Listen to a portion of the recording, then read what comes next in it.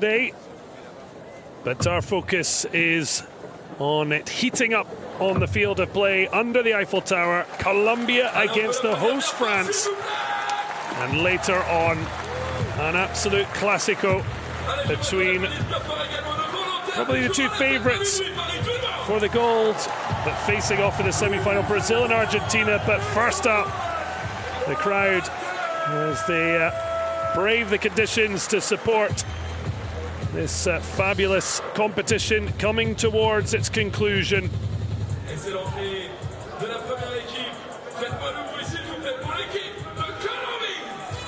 What a Paralympic blind football debut it has been for Colombia.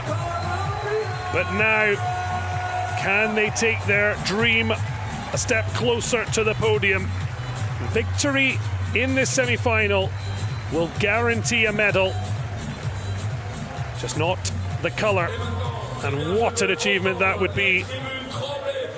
They did take silver at the more recent Paralympic Games, but this is a tough team to beat, particularly with the raucous crowd, and their captain certainly knows how to work up the crowd. It's France facing off against Colombia for a place in men's blind football gold medal match, and a chance to take on either Brazil or Argentina. So there's the records of the two teams, but for now, chance for the national anthems of both Colombia and France.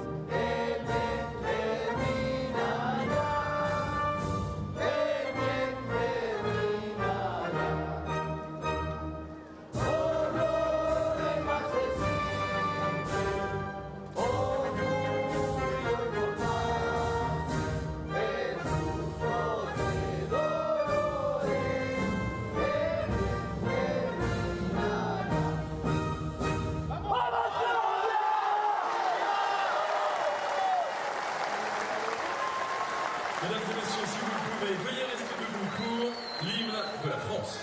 Please remain standing for the national anthem of France.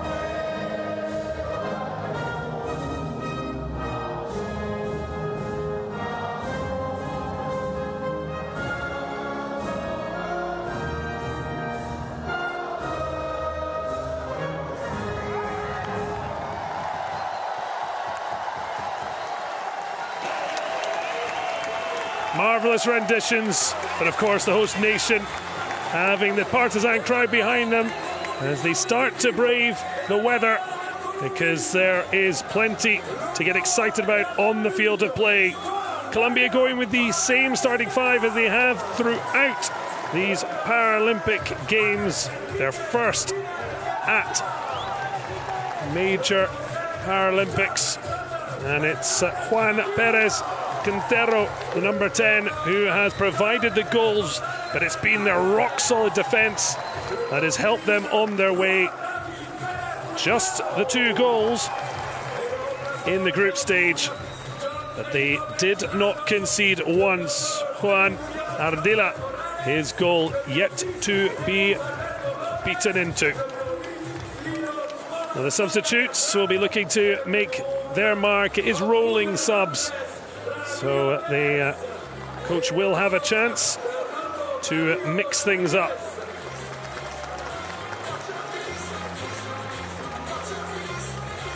So we'll go through some of the most important things to know about blind football, but for now the focus on the hosts side, and it is experience but no lack of ferocious energy. Alessandro Bartolomucci has been a star in goal, the 27-year-old. The rest of the outfield, all 41 years old. Hakim Arezki was sent off on match day 1. Has made it back, but this is the man who really is the engine room. Frédéric Vireux, the captain, and scored an absolute cracker against Turkey in the group stage.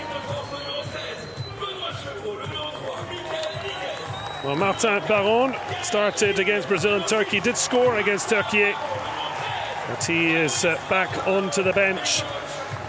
And Benoît Chevreau de Monteau did get a start against Brazil. The one match France have lost, it was 3-0, but won. And their manager, Toussaint Akpoué, did shuffle his pack, so maybe trying to keep some powder dry if they are to face Brazil, because depending on the result, the winner of this semi-final will move on to the gold medal match. The loser into the bronze medal. So Tom Joseph de Bruyne, the man leading the refereeing team. He will have assistants on the field, broken up into 3/3. And there's a lot of important things about communication for blind football. One in particular, the crowd, despite their excitement and energy, will have to stay quiet while the ball is in play. But out of play, and in particular for goals, they'll certainly get their chance to make their presence felt. You see all the players wearing masks. That's because there are still differences in visual impairment for B1 players. There are 3 ranks, B1, B2, B3, but it's only B1s at the Paralympics. But the mask there, just to make sure there's parity, because some can have more vision than others.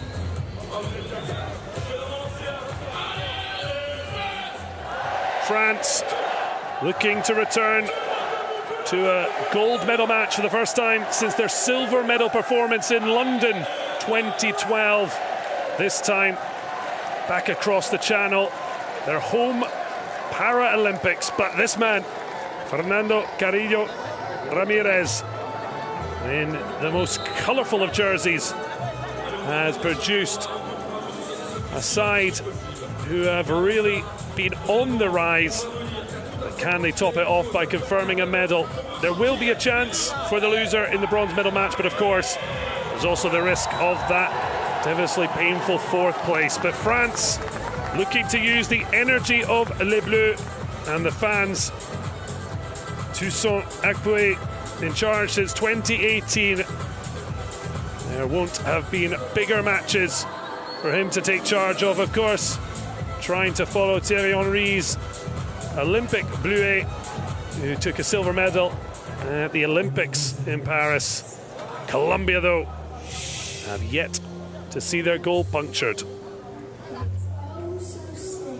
So as mentioned, the crowd will be encouraged to remain quiet. The ball does have the ability to, it makes noise so that the players can tell where it is.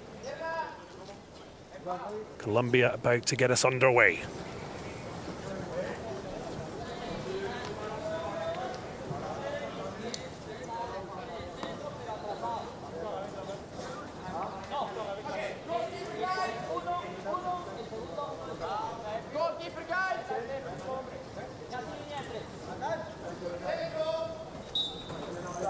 So Colombia, their debut Paralympics, their first ever semi-final.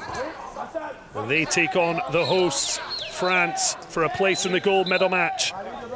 He's been the goal getter for Colombia.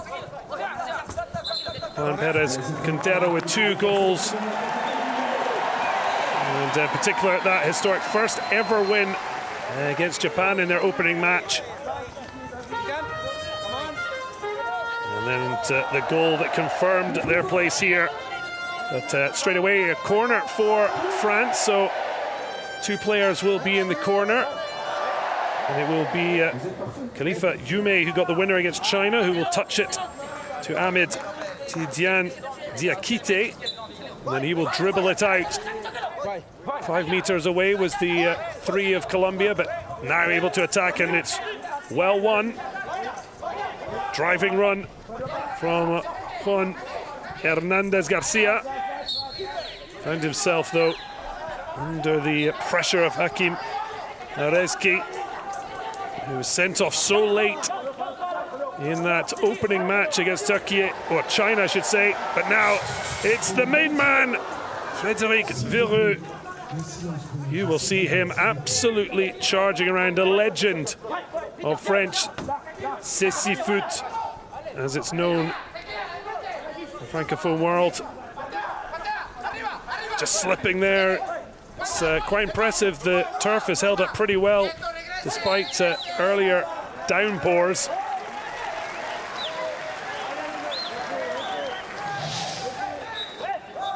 Well, this is Vereux at his best, battering through, but it's a fine save from the goalkeeper, Johan Ardila, who is yet to concede, as mentioned.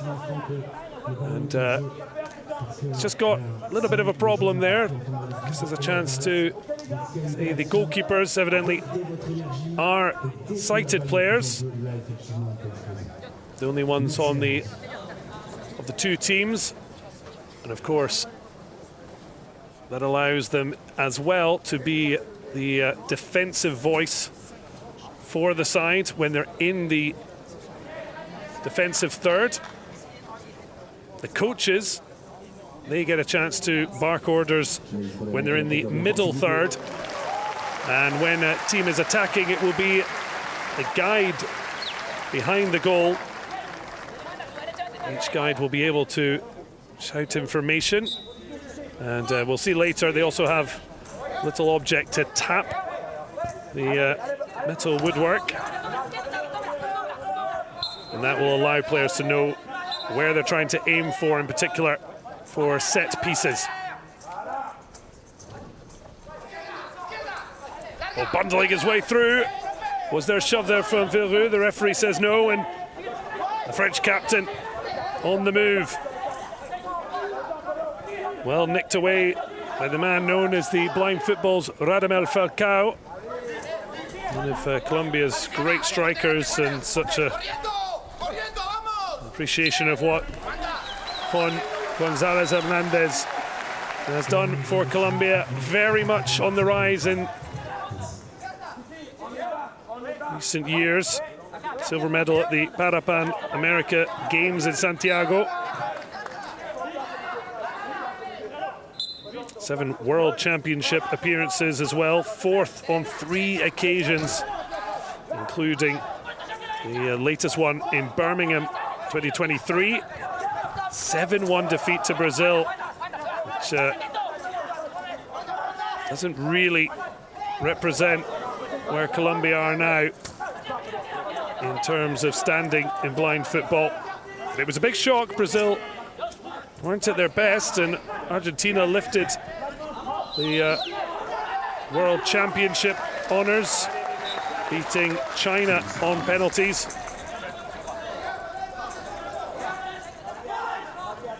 China, though, going out of the group stages in part because of their defeat by France. Lovely little nutmeg from Khalifa Yume.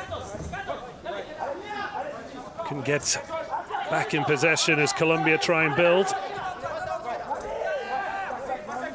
You see the players desperately trying to keep the ball very close between their feet to aid dribbling. Corner kick, though, for Colombia.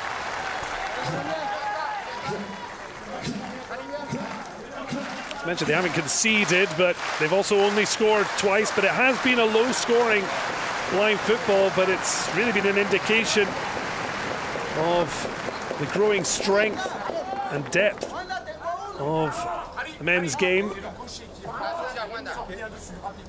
There were 31 goals in the group stage in Tokyo 3 years ago, 15 this time around. But that doesn't mean there's been a lack of action.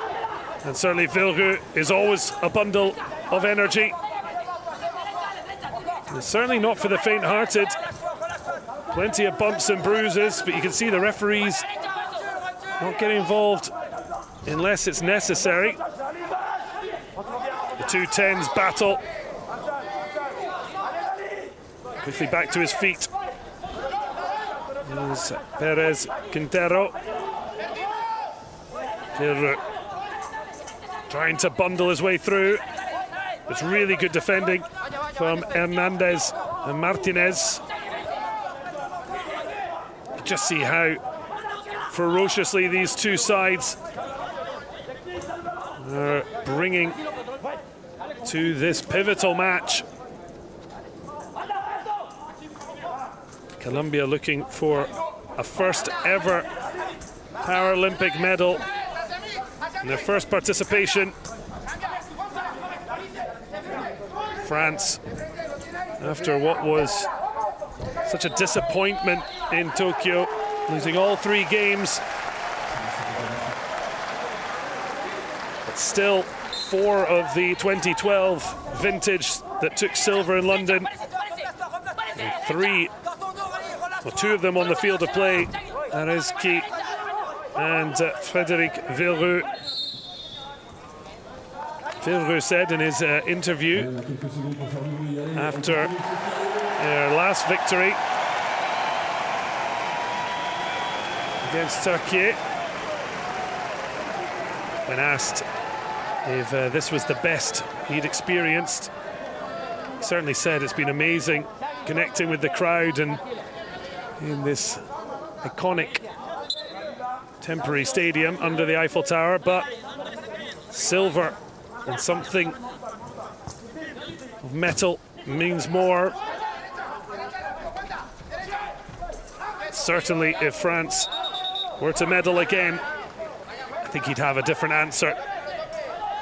Well, you saw Alessandro Bartolomucci waiting to take the ball because he can't come outside that small rectangular box. If he had touched it outside of it, it would have been a penalty.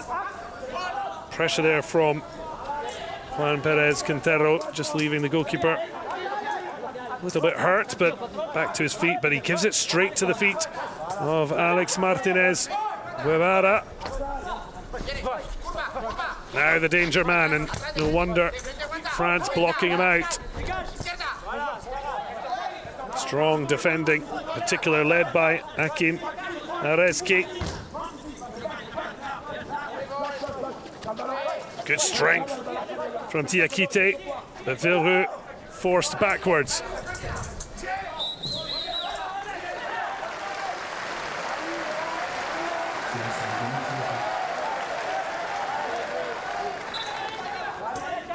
So as you hear the ball bouncing, there are bells and whistles, so players can hear it.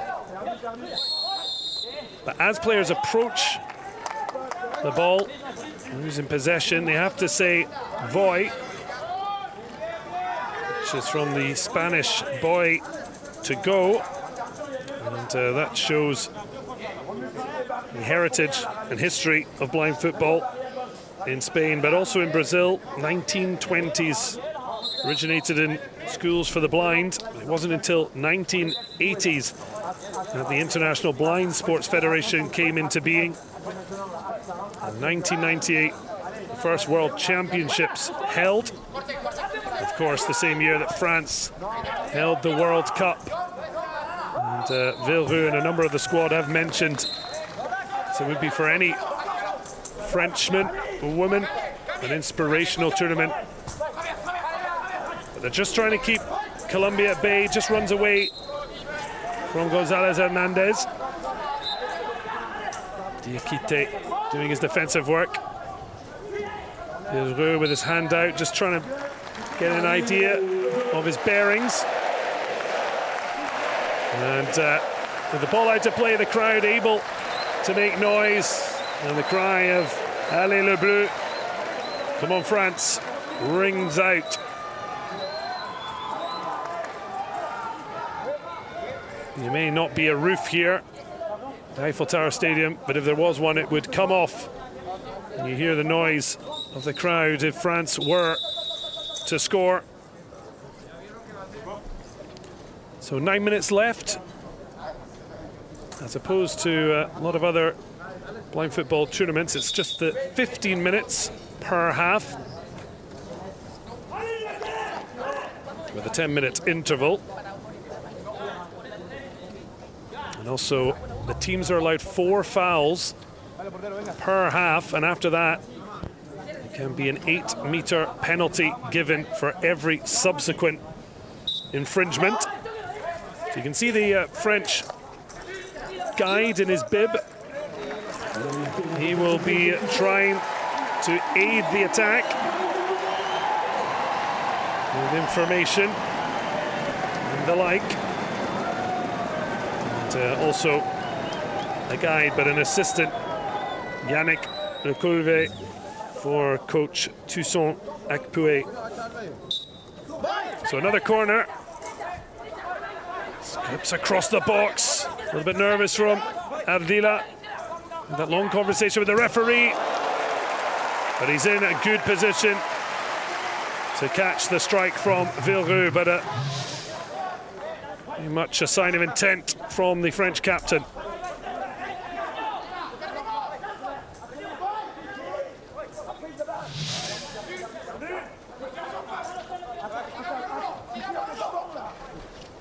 You can understand the players losing their footing a bit more. Heavy rainfall won't have helped, but it's impressive how well the pitch is held up. Brilliant run, just trying to get a shooting angle. Didn't look like one was on, but it's quite a fabulous hit, even if off target. Juan Perez Quintero just wrapping his foot round it, but couldn't hit the target of Bartolomucci's goal.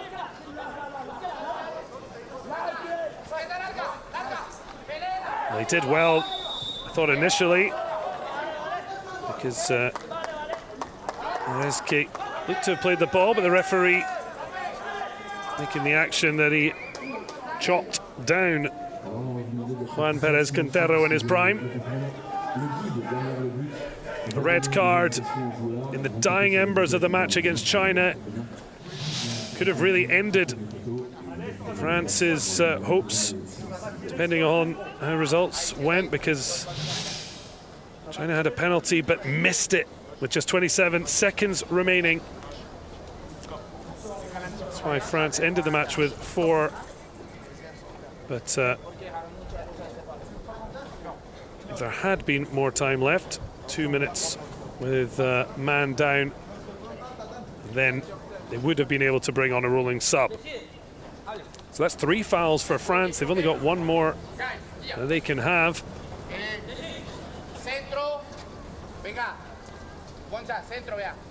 The real worry is Colombia looking to score. Here is their guide, Jonathan Ramirez Mendoza.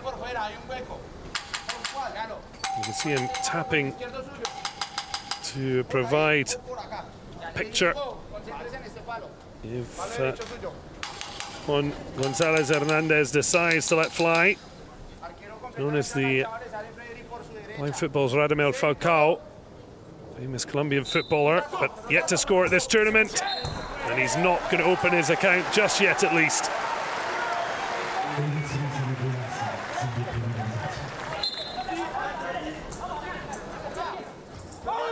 27-year-old,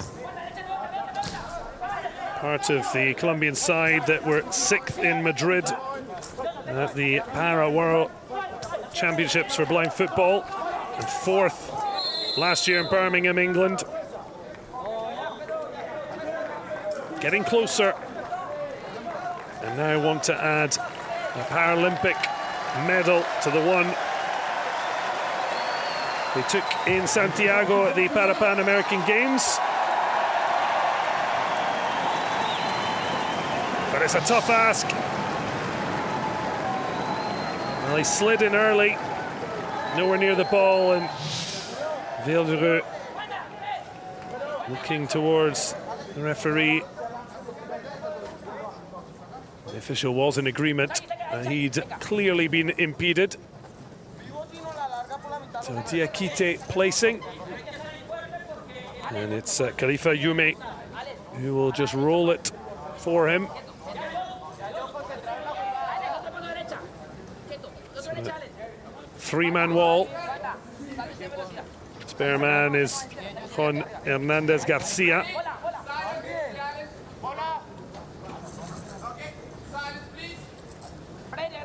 You can hear the cry for silence. So important as that bobbles through. But off a Colombian, so it will be a corner. I'm not sure if France realised it. Struck through the golden jerseys. It's 14 years ago France held off Brazil in their opening match for the London Paralympics. A magnificent run to the final, but an own goal and a Brazilian penalty saw them lose 2-0 and take second place on the podium.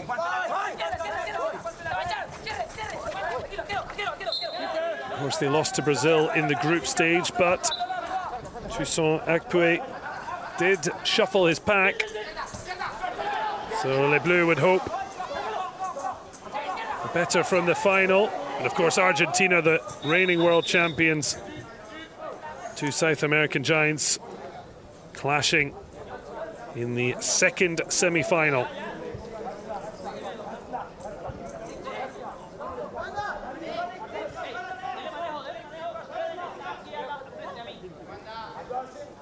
It's great to see the growth and further prominence of blind football. A lot of these players really starting out playing with balls in a plastic bag to be able to hear it.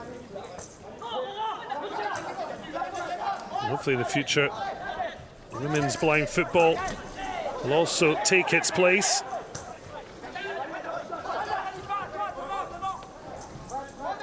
Only since Athens 2004 as blind football, or five-a-side football, it was previously officially called, has been part of the Paralympic family.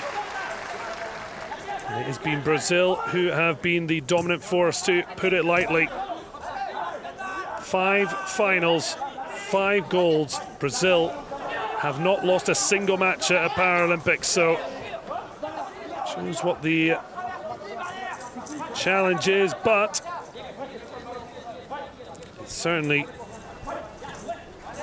is a moment in which teams start to feel they are good enough to challenge the Samba boys. They're not taking any chances. Hakim Arezki, 41-year-old, born in Algeria, and ended up in France after being shot at a demonstration in Algeria. But in the end, left him blind at the age of 18. Like so many, blind football, a way to reconnect with the beautiful game. And now, the Paralympic semi-final. Oh, it's a really great reaction save. Matalamucci had to respond so quickly to the blast on the far right. Out of nowhere, shots can come. Juan Perez Quintero certainly almost caught France's #1 out.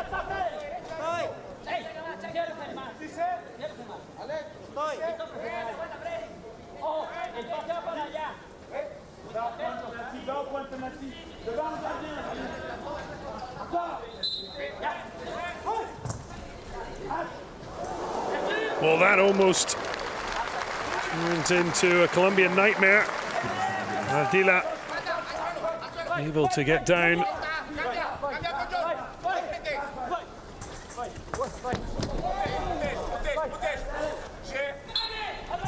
Oh, they're coming together.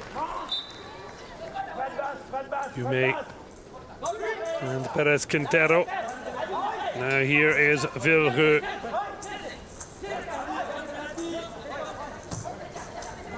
There's it down. Oh, really brilliant defensive work from Hernandez Garcia, sitting on the ball. One way of dealing with the danger. Now a break for Arezki, the number 5. Going all the way down. You often see a player go it alone. France keeping 3 back in order to not leave themselves exposed.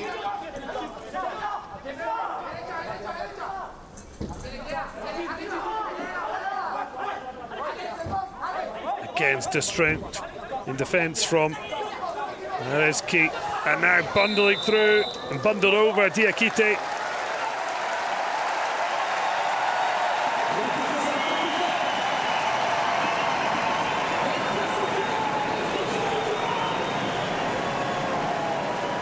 Now the tricolores waving around the Eiffel Tower Stadium. Even some milling about on the famous tower, likely seeing this eye-catching event below. And the weather has improved and the fans out in force, as they have been throughout these Paralympic Games.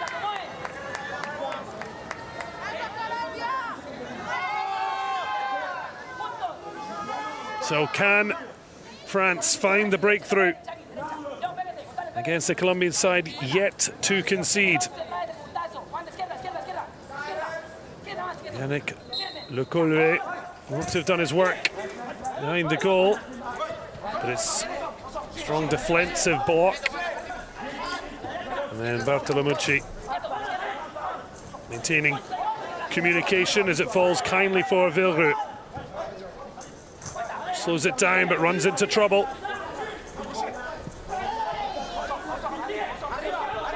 You can see Villereux just put his hand to his ear, just looking for that clear communication as he almost broke through. This is why the crowd are quiet when the ball's in play, because even with that, there's still so much noise on the field from whichever coach, guide or goalkeeper is allowed to be in communication, depending on where the ball is on the field. Goalkeepers defensively and guides offensively in the attacking defensive thirds, and in the centre third, the opportunity for the coaches to make their voices heard. And players shouting "Voy" as they come to the ball. It's an awful lot going on, but Villereux might get another chance. And the mask just slipping by Alex Martinez Guevara. The mask worn by everyone to make sure parity as Villereux, well, he's getting tugged there. The crowd do want to remain quiet, but also the level of excitement is a wonderful little drag back nutmeg. It doesn't come away with the ball. Strong work from Juan Gonzalez Hernandez.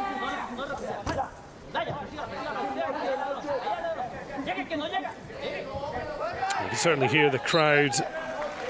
For other matches, it's a little bit easier, not quite as big a support, partisan support for each nation, but for France, crowd struggling not to react to what's happening in play. So just 3 minutes and 9 seconds remaining of this 50-minute half. And now a big chance. Oh, he breaks through the middle. Fabulous defending, though. Right when it looked like Rizki was going to open the scoring. Adira has been great, but it's the defensive work in front. And what a challenge that is, right off the toe.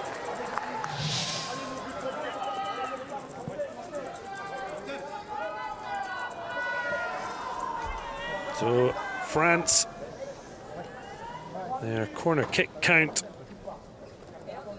is high. They haven't been able to create too much from the 5 previous. Clever ball across, Villeroux try and pick up. Beaten in the challenge with Perez Quintero. The foul from Diakite. Before that, on the screen we can see team fouls, 3 apiece.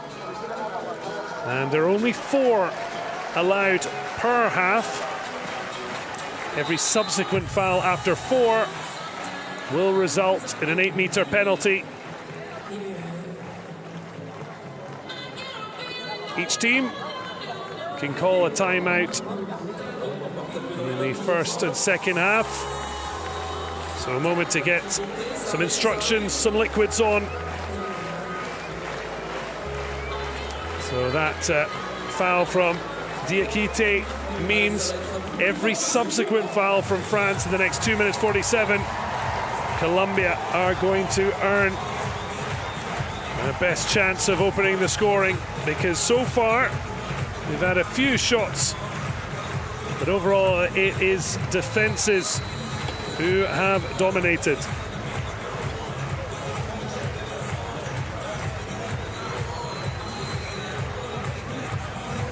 Well, the Roosters looking to crow over a France goal, but as yet, Les Bleus and Colombia cannot be separated. Goalless. But will that change before a half-time break?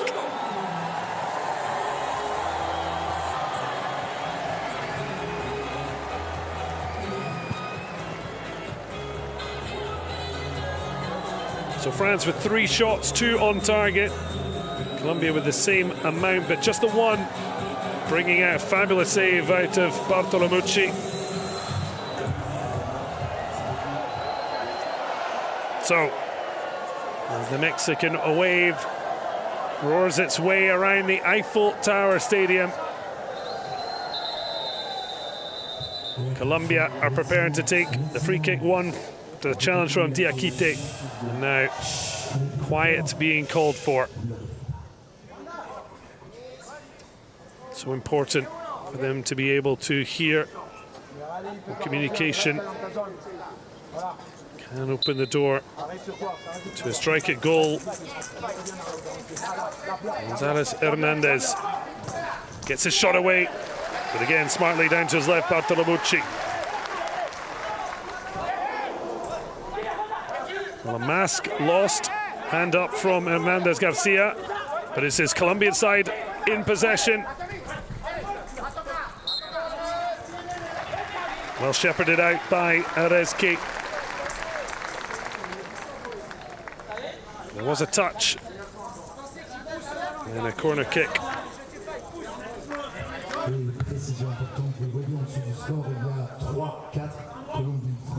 So the mask recovered, but you saw the absolute collision there.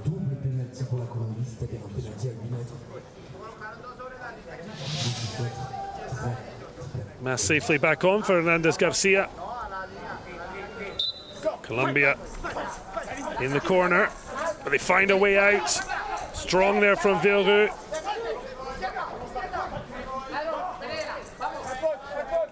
Gonzalez Hernandez, great strength against Diakite. Thought he lost it. Oh, well, that was right close though. You can understand why Perez Quintero went for it, but not for the first time. Bartolomucci hurt. Well, it ran through, and he's waiting, he's waiting. I think he only really was allowed to make contact with the ball once. Perez Quintero got the touch. And before that, it looked like it might have been outside the box, but of course, the follow-through from the Colombian, certainly catching the keeper, if unintentionally. The cry of Ali Lagar and the boys. Certainly some concerned faces. Hopefully, as was the case for Colombia's number one, Ardila, it's not going to be an injury that's going to affect Bartolomucci, and it's going to take an awful lot to get either number ones off the field of play. Semi-final, the Paralympic Games. It doesn't get much bigger than this. Unless the team who's victorious look forward to a gold medal match, and of course they all come wanting top spot on the podium, but one of the great achievements is getting to that final and knowing a medal is secured. The bronze medal match can be a far more tense and stressful occasion. Villeneuve just couldn't control it. And that is safely left behind by Perez Quintero. As is the case in five-a-side. Of course, there are those more offensive players, but it's the teams who can work as a defensive and offensive unit that are going to excel. Slip there, leaves Villeneuve driving. And a cry there, frustration. Incredible to some on the sidelines, including Toussaint Akpoué. They feel it should have been a foul, and it would have meant an 8-meter penalty for France, because both sides have had their allotted 4 fouls. So another for either side could be a very severe punishment. The ball just holding up, that's not what Hakim Arezki wanted. Does so well though to clear it down the line. Colombia left in their defensive third. Gonzalez. That is a wonderful pick out for Perez Quintero. He hoped there was someone making a move on the opposite flank, but they'd sat back. 30 seconds remaining. Dume blocked, fist clenched from Hernandez Garcia. And as the ball got out, now all that energy held in, the ball in play finally has an escape valve.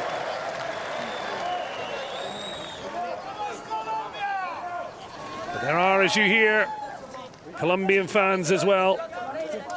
They're certainly easily visible. The bright yellow shirts, the cry of Viva Colombia. The ooze is at the theatre. Villeneuve taken down, but not seen as a foul.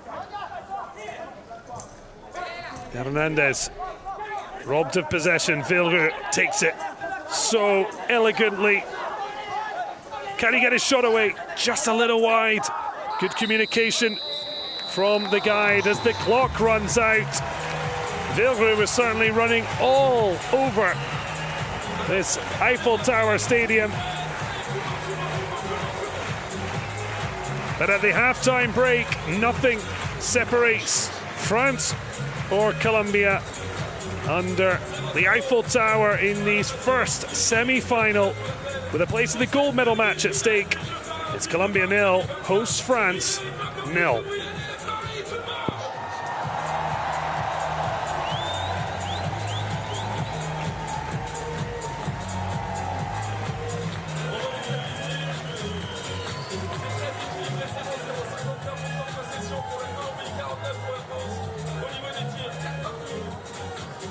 Avec un peu plus, il y a le tir cadré pour l'équipe de France.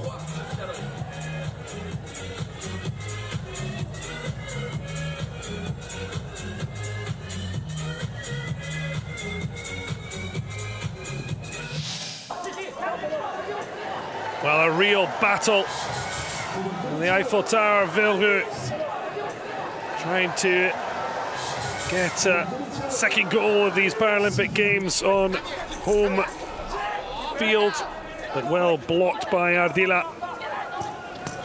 And then a further effort straight down the Colombian number 1's throat. Number 10, all action, but unable to find the back of the net. On the other end, it's Colombia's number 10 who's the star man. He's got both their goals, but couldn't add a third of these games thanks to the brilliant save for Bartolomucci. So both goalkeepers sharp and keeping attacks quiet. France, of course, did lose to Brazil 3-0, but that was with a shuffled side. At the moment, it is goalless. The goalkeepers are king. Can someone step forward and be the hero, the winner of the match, going through to the blind football's gold medal match?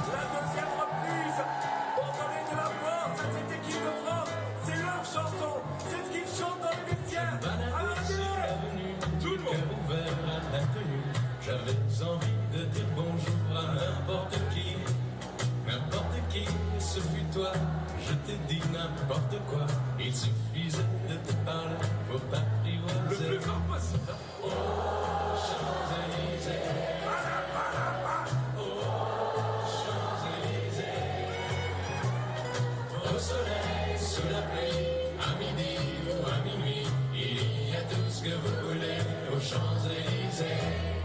Tu m'as dit j'ai rendez-vous dans un sous-sol avec des fous qui vivent la guitare à la main. Du soir on m'a fait leur chanson, on vous entendre le plus fort possible. On a chanté, on a dansé et on n'a même pas pensé à s'embrasser. À vous le plus tard possible. Oh, Champs-Élysées. Oh, Champs-Élysées. Au soleil, sous la pluie, à midi ou à minuit, il y a tout ce que vous voulez aux Champs-Élysées.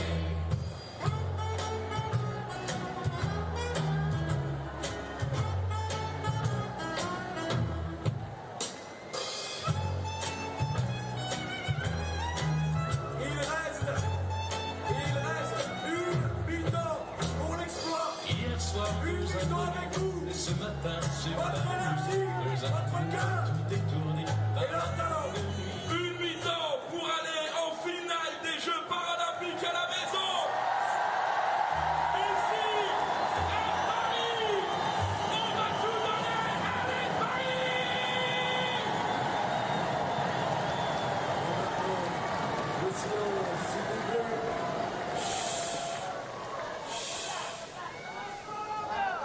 So welcome back after a very entertaining halftime show. The real action about to get back underway. France, Colombia locked in a goalless battle so far, with a place in the gold medal match at stake in the first of our two blind football semi-finals. France get us underway. Frédéric Villeheureux, described by his own teammates as the legend of Cécifoot, and he could have set up an early opener. Well, Khalifa Dioumé showing exactly why, in the field but in the goal as well. It's risky business. Ardila, just as Alessandro Bartolomucci has at the other end, showing their bravery, the only sighted players on the pitch. And you see he has to wait because he can't touch it outside of that box, and that's why Khalifa Dioumé is able to go with it before the keeper's intervention, and taking a bit of a knock there. So an early foul against France.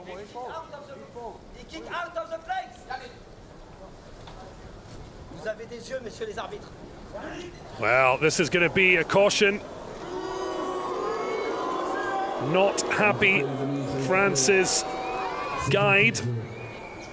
He said to the referee, "Do you have eyes?" And clearly Yannick Le Colvet incurring the wrath, understandably, of our official, De Bruyne of Belgium. And the first booking is for French guy behind the goal. Bartolomucci trying to get things cooking early.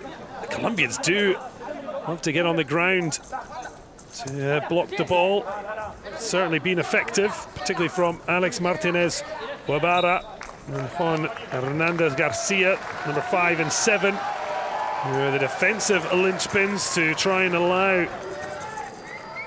Juan González Hernandez and Juan Pérez Quintero to try and breach the French goal.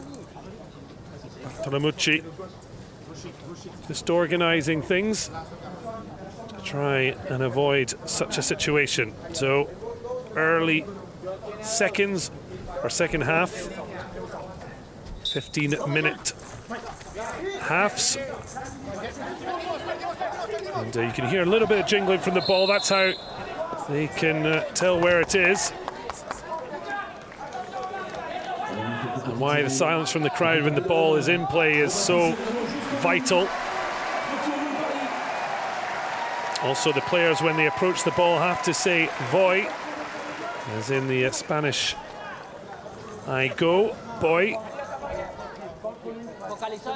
A reference to the early days of blind football in the 1920s, particularly in Spain and Brazil. But France qualified as hosts, but they also would have done on their own merits. The reigning European champions having defeated Turkey.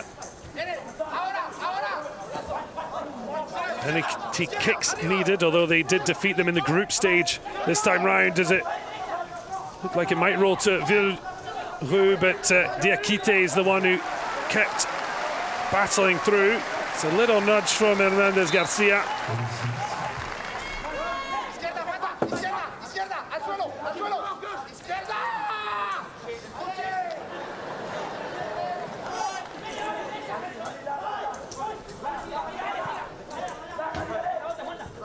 Four shots apiece.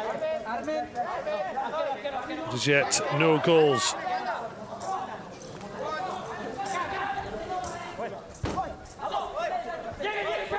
All the players with masks being worn. All these players ranked as B1 blind footballers. Just as Villeroux loses his. And that's just to make sure there's parity, given the differences in the levels of visual impairment.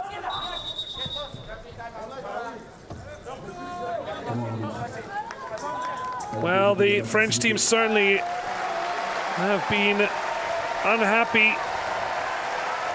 with the officials. We've already seen Yannick Lecolvé booked for his comments. Toussaint Acquet, the French head coach, just calling officials over for a word. Certainly not an easy job with the whistle in hand.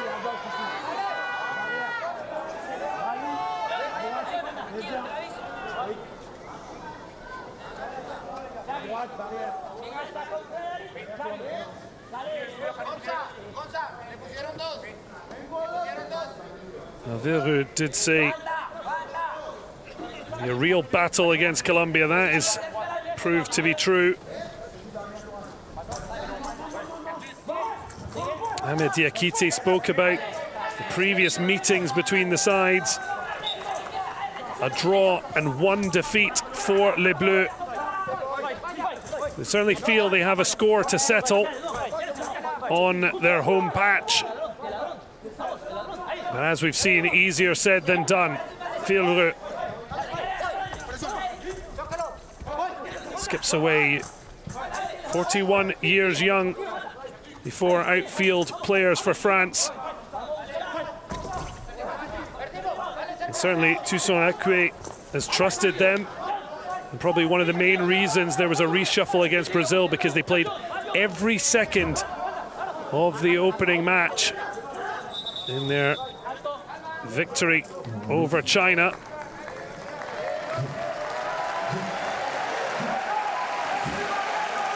Certainly been plenty of battles out there, and there's going to be plenty of players black and blue by the end, but all in a competitive spirit. And you can just tell the emotions are aligned to what a huge occasion this is. Semi-finals at the 6th Blind Football Paralympic Games, debuting in Athens in 2004. To say Brazil have been the dominant force would be an understatement. Paris 2024 has been hugely competitive, and that has been evident in this clash between the European champions and the Para-Pan American silver medalists. Villeroux taken down, and this time it is a set piece, although the French captain, despite getting the decision, just having a few choice words with our referee.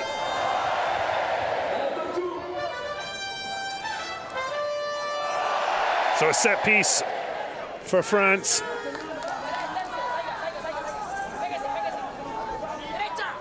Three-man wall for Colombia. Yume keeping the attentions of Hernandez Garcia. Juan Ardila doing his work as defensive communicator.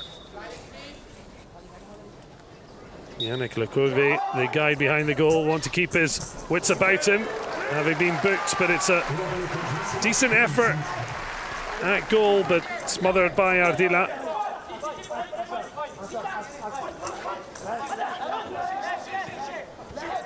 Well, the mask lost again.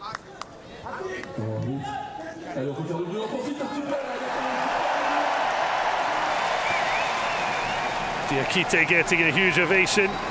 The announcer calling out his name, and it certainly is an absolute incredible occasion for the players. Not just the fact they're representing their country at Paralympic Games, but playing in front of capacity crowds here. The Champ de Mars under the Eiffel Tower. An unforgettable occasion. Champ de Mars, a place of celebration for France, Parisians, particularly the 14th of July, for Bastille or World Cup, European Championship matches. And now this temporary open-air arena providing the setting for blind football.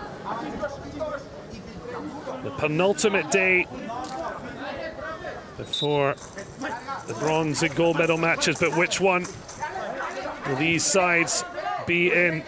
Just trying to avoid conceding a corner, but it allows Colombia to potentially have a chance, but forced backwards. But now González Hernandez, brilliant foot in. Not sure if it's Diakite or Yume, but here's Villeroux. Colombia hold up the number 10, and that is surely going to be another foul. Another ball out of play, and so the pantomime from the stands can find its outlet, and it will be a yellow card. I wonder if Colombia will feel protestations from the French side have made a difference, but certainly clipping the heels. Oh, France's number 10 was there for the Paralympic debut in 2004. Villeroux, his 4th Games. And of course, that silver medal in London has been the pinnacle. Looking to achieve as much, if not so much more, on home soil. So it's 2 fouls each for France and Colombia. They have 2 more allotted, and after the 4th, each foul will be penalised by a penalty kick from 8 meters. Something the defensive teams won't want, because they won't have a wall to help. Villeroux taking up a position all alone, but for the moment, Ardila happy to stick with a 4-man wall, risking the ball running to France's captain, Khalifa Yume, who got France's first goal of 3 they've scored at Paris 2024. He's about to be released by Arezki. So just using this to provide an audible marker for Khalifa Yume, 41-year-old, the winner against China. And if you thought that was good, this would be something truly unforgettable with this partisan crowd packed in to the Eiffel Tower Stadium. Deflected wide. In fairness, both defences are doing so well to protect their goalkeepers. Just stepping out of the wall, Alex Martinez Guerrera.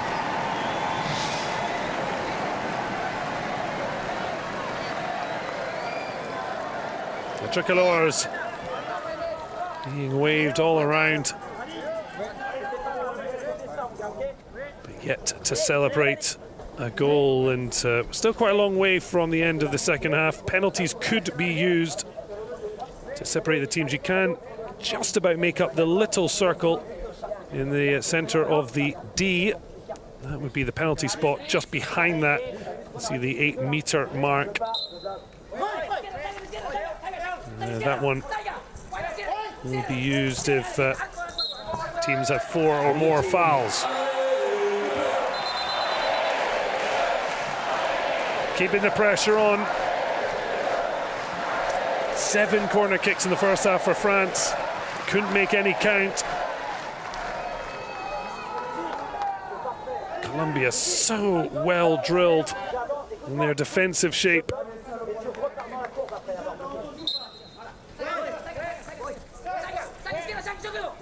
How quickly they press and pressure the ball. They win possession back. But France, certainly no slouches. Diakite is losing possession. You can hear those cries of boy as they come towards the ball, so players have an idea where the others on the pitch are situated. So players can be penalised if they don't shout voy. So France, after having their second corner of 9 total in the match, it's Colombia getting their third of this second 15-minute period. The tension only ratcheting up as we tick along. Goes down, but no foul against Gonzalez Hernandez. The same as Hernandez Garcia won the ball, but can't help but concede a corner. It's going end to end.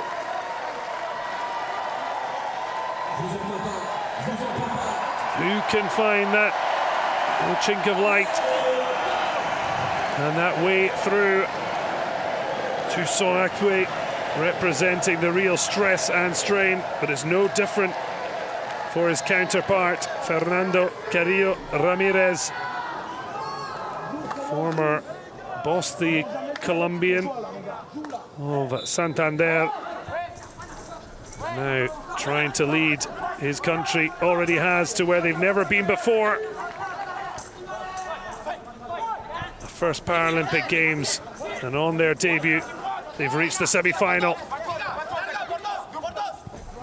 The number 9 getting to the byline, keeping it in. They somehow kept this alive! Bartolomucci to the rescue. Well, flashes of why he is one of their star players. You can see the explanation of what was happening.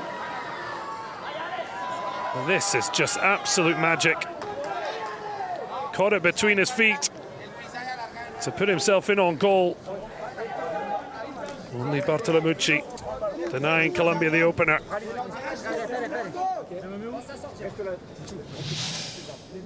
There's all those sensations that are being picked up by the players. As yet, neither team has been able to let the emotions fly.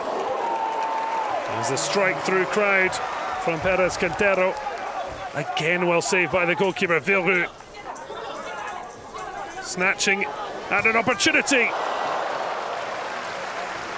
Fired through, but Ardila and Bartolomucci, two keepers at the top of their game. Cry of derecha, wanted it to the right. It would have been the guide, Jonathan Ramirez Mendoza, crying out to Gonzalez Hernandez to cut in on that deadly right foot, but he's coming together that's left him on the deck. A little bit of concern. As yet, neither coach has gone to their bench, sticking with their strongest five. And the cockerel having a little look. No wonder, given the match that they are witnessing.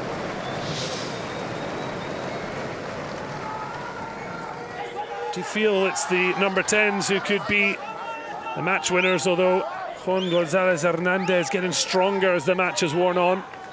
So Colombia will be absolutely ecstatic that he seems to be okay.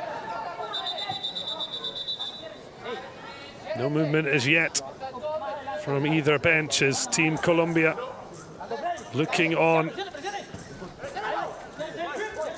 Chance of a guaranteed medal for both these nations if they can win through.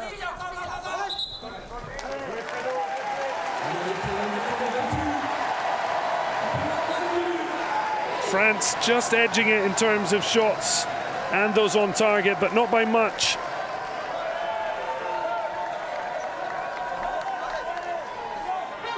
Colombia will be desperate not to fall behind, not because it would be impossible to come back, but the energy boost for the players, as we've seen in their match against China and then their victory over Turkey.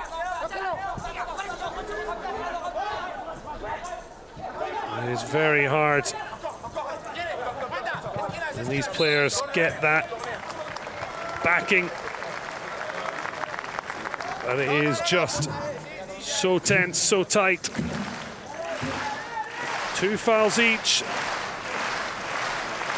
and still goalless.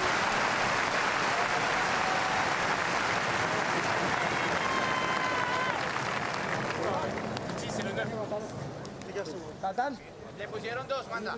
¿Larguita? Sí, pero más en diagonal, que no la curva completa, ¿listos? Y pintea. The information given across, shapes to shoot. Will run for Perez Quintero.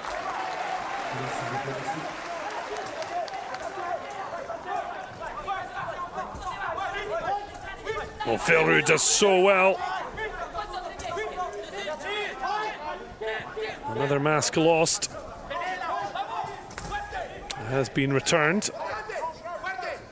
And back is Alex Martinez Ibarra as his teammate is dragged down to the ground. González Hernández winning free kick. Diakite could be slipping a little in that tug on González. Sees another foul against the French team, their third. We did see both teams get to 4 fouls each before the end of the first half. They're already 5 fouls with France, now on 3 themselves. 8 minutes 10 still to play. As you see, the clock does stop when the ball is not in play.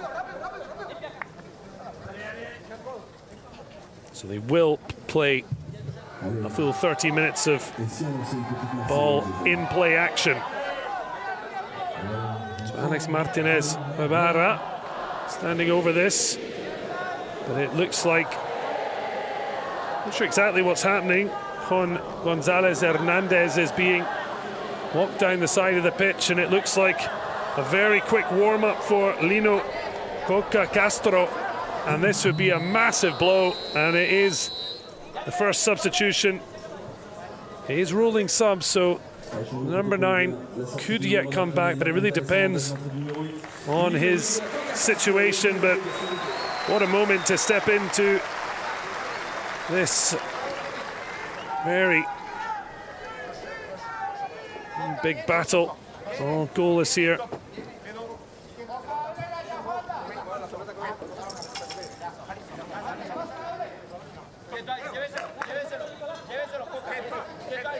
The 20-year-old Stepping into the match, was part of the squads. Santiago for the Pan American Games and Birmingham for the World Championships. Psychology shouldn't, certainly. All the players need mental fortitude to try and come through the semi-final.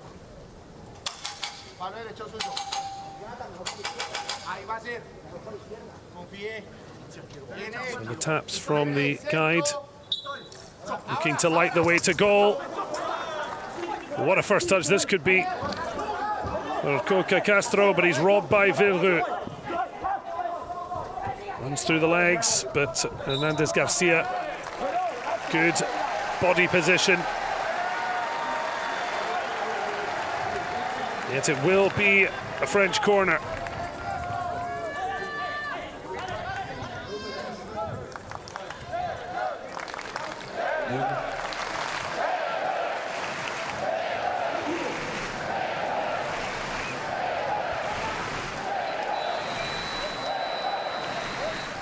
Looks like it's a very short semi-final outing. Coca Castro, very brief involvement, but it's no slight on the youngster. They just desperately want star man González Hernandez back. Change for France. And here comes Martin Baron.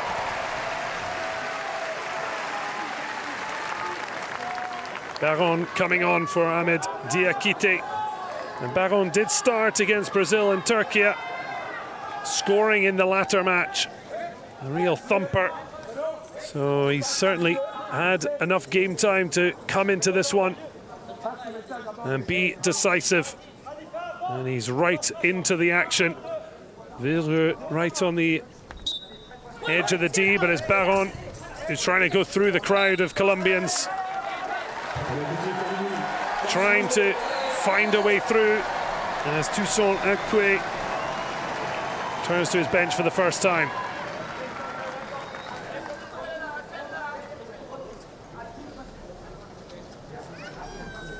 Well, the subs looking on Gaël Rivière, number 4 alongside Benoit Chevreau.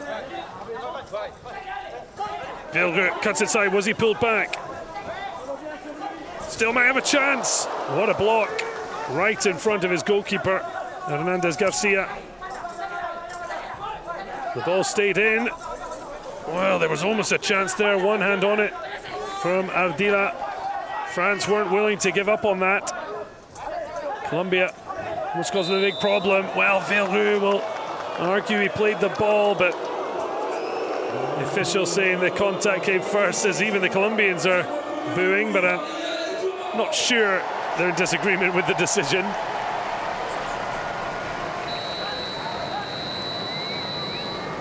Of course, silence needed when the ball's in play or they're about to restart, but moments like that allow the crowd to bring the atmosphere to life.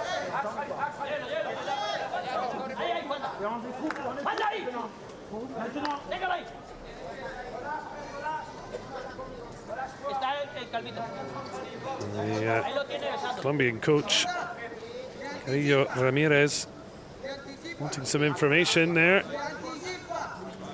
I'm sure he's looking towards his number 10, Juan Perez Quintero, but Colombia back underway. Tries to skip away from Villereux, González Hernandez, but forced back the number 9. And now Villereux pinches his pocket. And then the Frenchman knocked to the ground.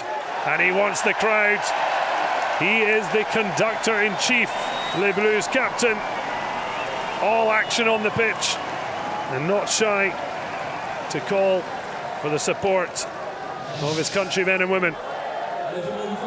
Did so well here to steal the ball. You see the leg of González Hernandez take him down. And the backing of the crowd, such a huge bonus across these Paralympic Games for the hosts, particularly now for the blind football. Ceci foot.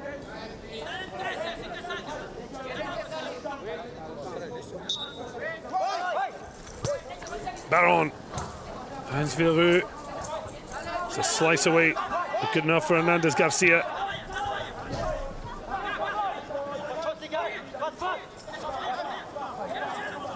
Gonzalez Hernandez, that is a fabulous switch of play. Lovely touch from Perez Quintero. French defense do their job, and Rezki, so committed, he ended up over the advertising boards. Colombia will have the corner.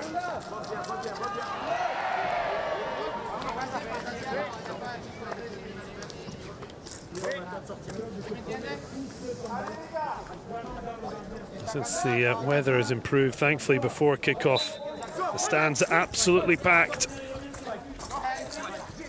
And this semi-final stage getting crowd and atmosphere it deserves.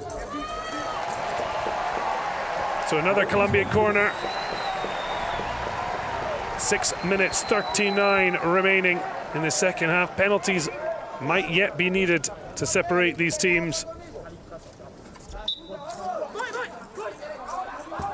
Sliced across. Oh, a little kick out there. Talamucci straight to the referee. His boos ring out.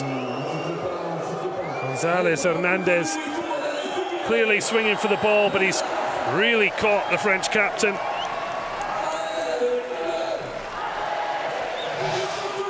Well, he's thumping the ground with his hand, and that is a potential game ender.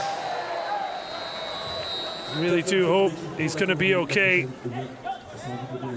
We'll wonder if we'll see Toussaint Acquet do what his counterpart Carrillo Ramirez did and make a sub just to let him recover quickly, because we did see Lino Coca Castro come on for, I don't know, about 10 seconds or so.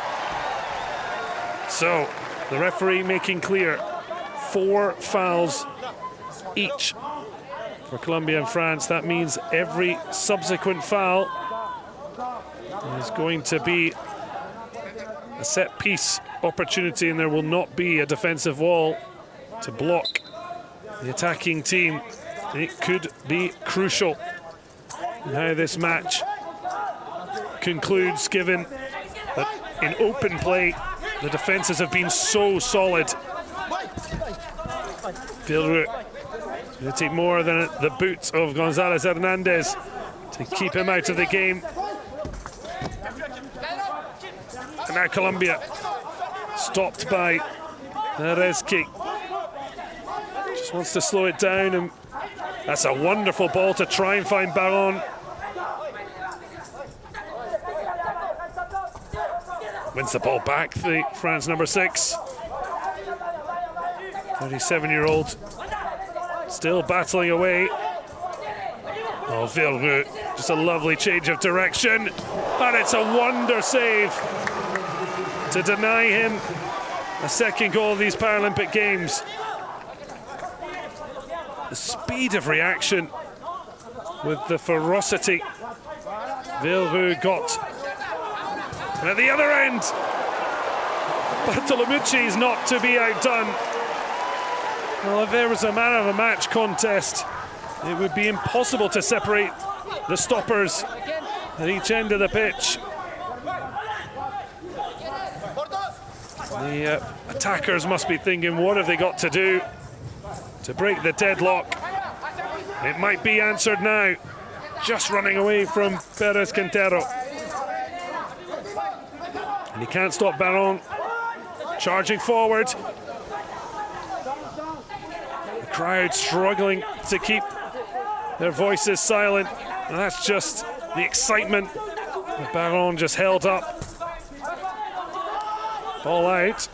But Villereux takes it on. Little stumble, but keeps going. Tries to get his shot away, and he will earn a corner. 4 minutes 29 on the clock. Certainly in how the match has gone, the first goal could very much be the pathway to the gold medal match. At both ends, the goalkeepers excelling.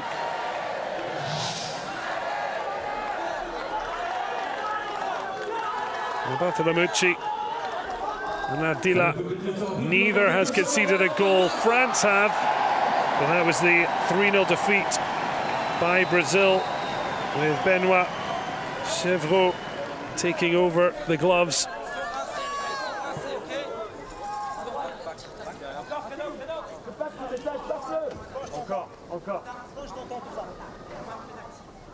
Frédéric Villeroy, 5th in Athens, a brutal 8th in Tokyo 3 years ago, but it was silver in London alongside Baron Arezki and Gaël Rivière.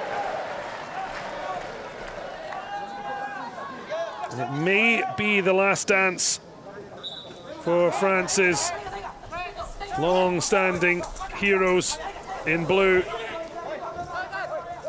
We'll never put it past them, popping up in Los Angeles, but they want to make the most of their home Paralympics, and the pressure just building that little bit. The crowd responding to the captain. Around the stands, big placards of the players' faces being held high, becoming household names. And of course, the players representing Colombia and other nations, likewise, as these pictures beamed around the world. Best of blind football on show. Baron Villeroy gets there first, and it's the opening goal! And it's the captain that is leading the way.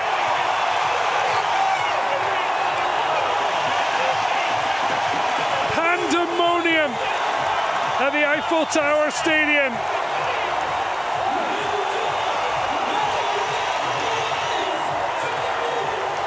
Well, no wonder he's just rushed to the bench and absolutely smothered in hugs and kisses. It fell perfectly to him, but look how he got the height, the elevation, as Zoran Ardila is beaten for the first time at Paris 2024.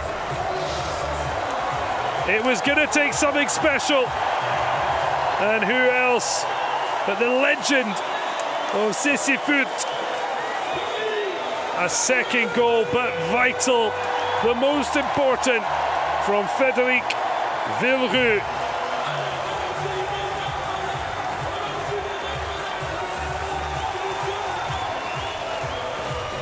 Well, no wonder a timeout called by Colombia. They're not out of it by any stretch, but I did say a first goal in a match this tight could be decisive. Well, a chance for Lino Coca Castro again. And it's Colombia's goalman, Juan Perez Quintero, who stepped off the field. They've scored 2 goals in this tournament.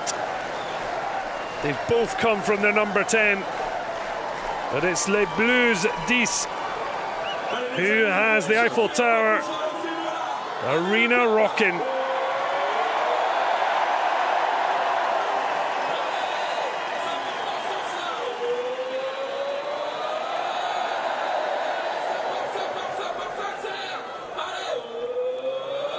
Well, Villeroy, 2013, was named Knight of the National Order of Merit by the French government.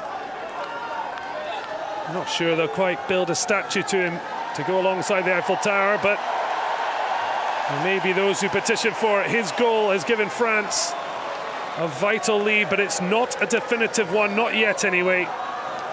And Colombia preparing to kick off. They're going to struggle to keep the French fans quiet as the Marseillais rings out.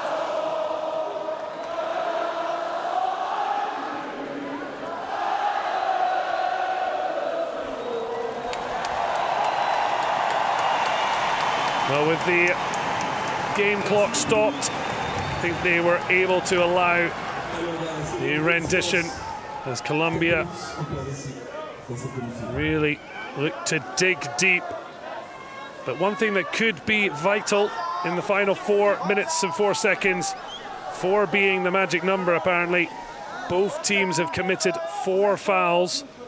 Every subsequent foul will bring about a set-piece opportunity without a defensive wall in place. 8-meter penalty, which could be defining factor. So Colombia concede for the first time. So of course they're behind for the first time at Paris 2024.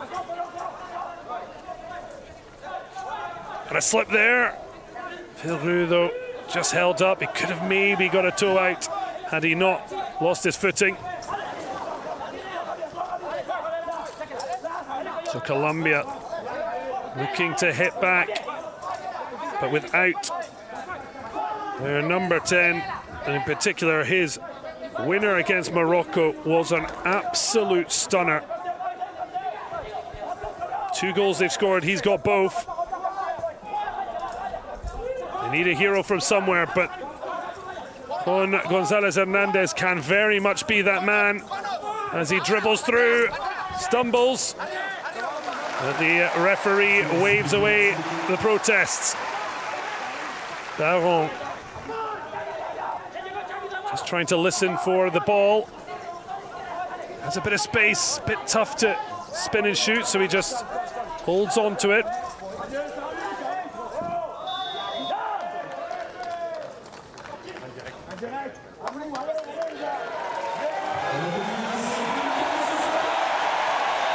Verru waves his hand, but the crowd need absolutely no encouragement. And the ball goes dead. Daron just held up there. So it is a free kick, but not all free kicks are counted on the team fouls. The severity of the foul being taken into consideration. So this one just a restart with France in possession. There just looked to be a change there. Khalifa Dioumé giving his opinion. Is Verru as ready as so many being introduced to the sport of blind football, which is only getting stronger year on year.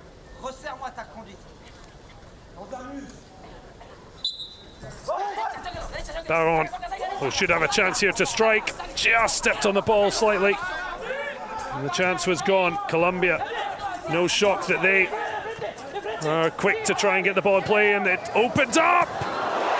Vital stop. Bartolomucci is a man on a mission. And number 1 then elects to clear it. Don't think he's going to be too worried. France have a chance to reset. Colombia. Oh, this could be a magic moment. Great throw out from Ardila. González Hernández just forced away from France's goal. But he's walked himself back into possession. He's through a goal. 1-on-1. Oh, it's what an intervention for Verru. Stopping what seemed a certain equaliser.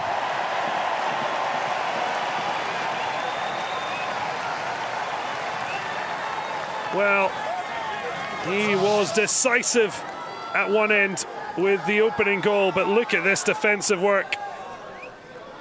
Initially the save from Bartolomucci, but then Verru tracking back and knocking it out as Colombia prepare to take the corner. Turns back, great challenge from Dioumé. And that falls kindly. Oh, the ball out. I don't know if Bartolomucci thought Daron could have been through. They don't want to invite this much pressure Coca Castro getting down low to trap the ball. Just lost it there to Villeroux. And there could be a chance for a shot here, but elects to just eat into the clock. 1 minute 20 left. And France are so close to a second Paralympic blind football final.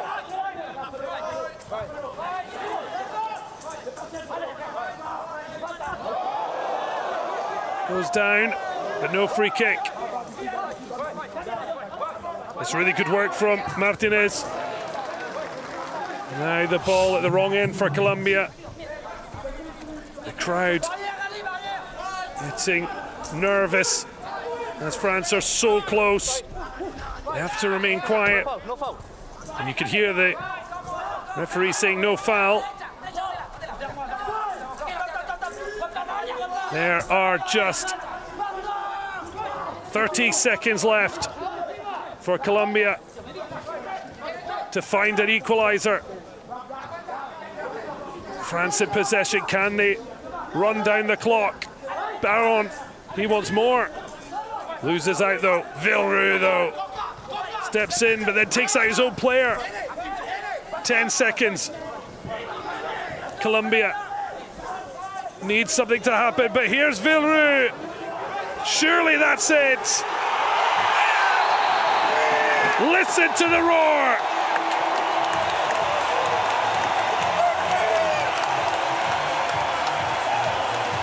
Spine-tingling moment for the hosts.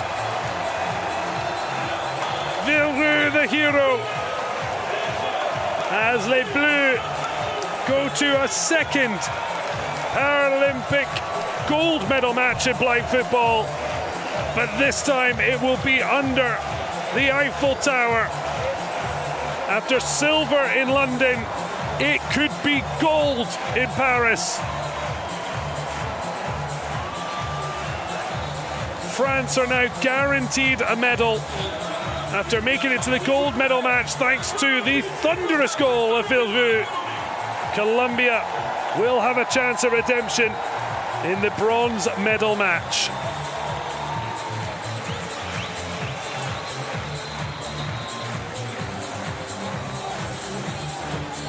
Well, the French players had spoken about the fact their two previous meetings with Colombia, a draw and a defeat. They have wiped out any pain from the past, and there are tears.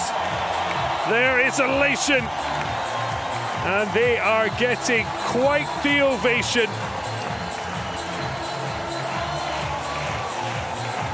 Richly deserved, as Villeroux got the only goal of a tight, battling affair. Colombia had their chances, but Alessandro Bartolomucci, just as his counterpart Attila was, incredible, but Villeroux finding the magic moment. France guaranteed a medal, just as the football team at the Olympics were, but can they go one better than Thierry Henry's side and grab gold?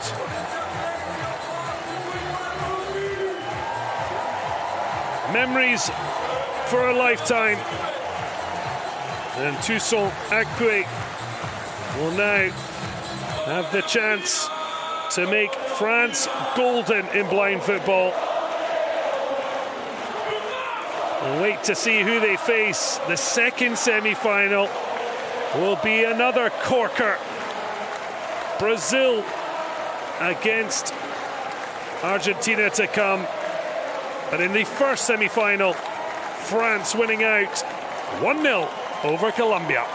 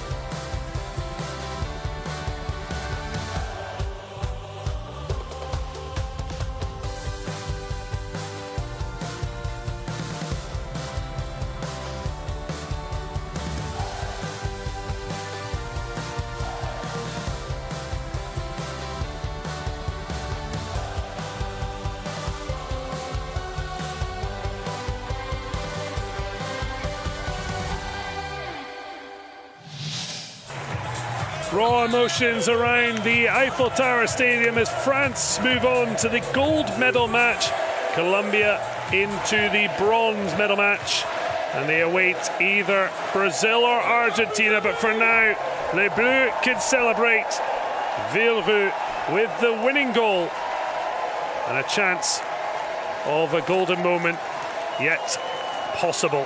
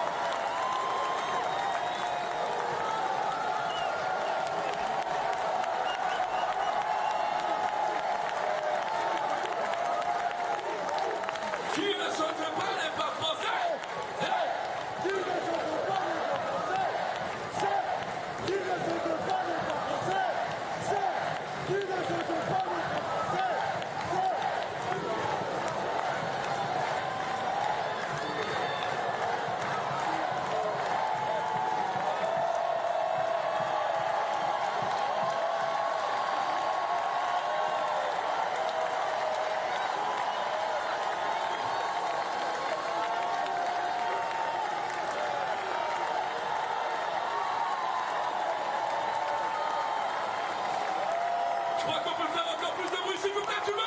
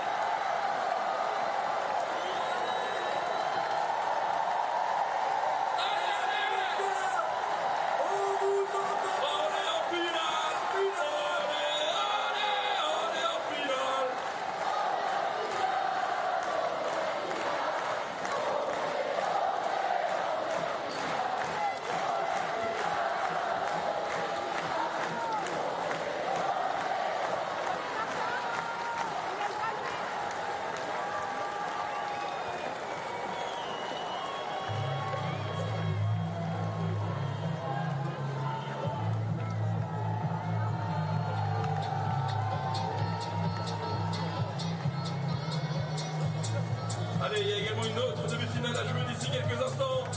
L'équipe qui remportera la rencontre entre le Brésil et l'Argentine rencontrera qui?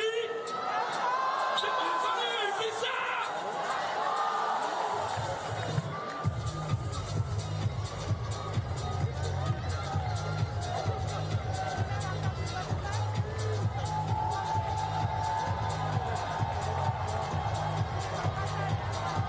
Faites pas le mot pour l'équipe de France, s'il vous plaît, dernière fois, allez, tout le monde, tout le monde, tout le monde, tout le monde, tout le monde.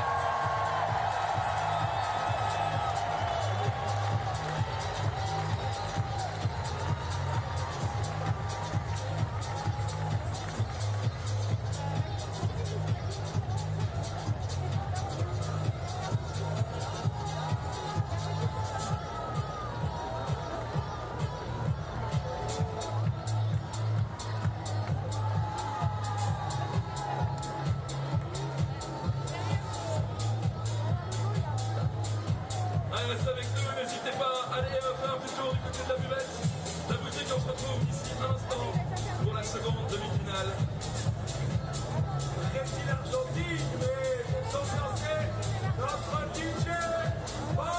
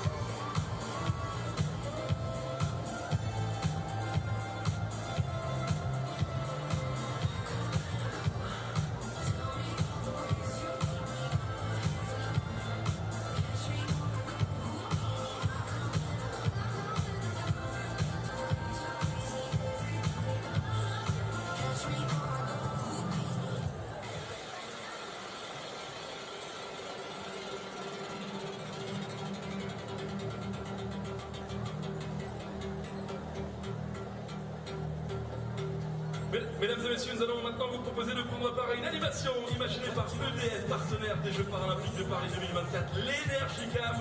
Dans un instant, là, maintenant, eh bien, vous allez vous voir apparaître sur les écrans géants et à ce moment-là, eh bien, on veut sentir le stade trembler, taper dans vos mains et surtout encourager. Allez, faites pas de bruit, vous passez sur grand écran tout le monde. Ladies and gentlemen, look at the screen now with the EDF Energy Cam, EDF partner of the Paris 2024 Paralympic Games. Look at the screen and go crazy!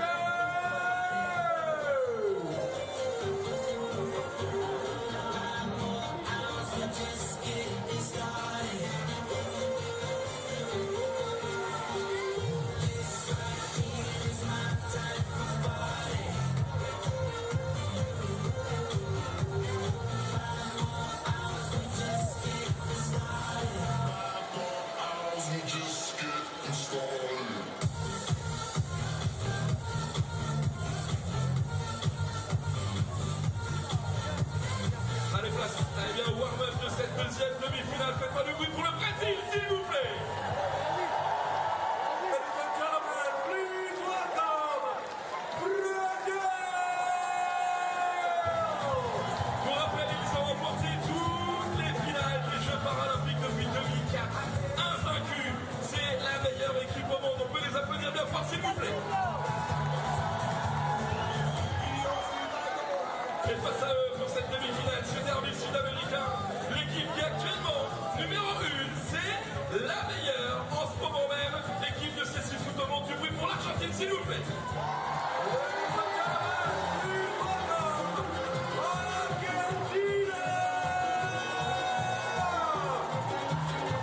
Vous l'aurez compris, c'est une demi-finale de très très haut niveau ce soir ici au pied de la Tour Eiffel. Mais regardez où vous êtes les amis.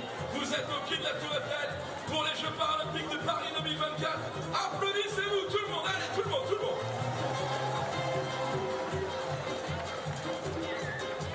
Comme tout à l'heure, dans quelques instants, c'est l'échauffement qui va débuter.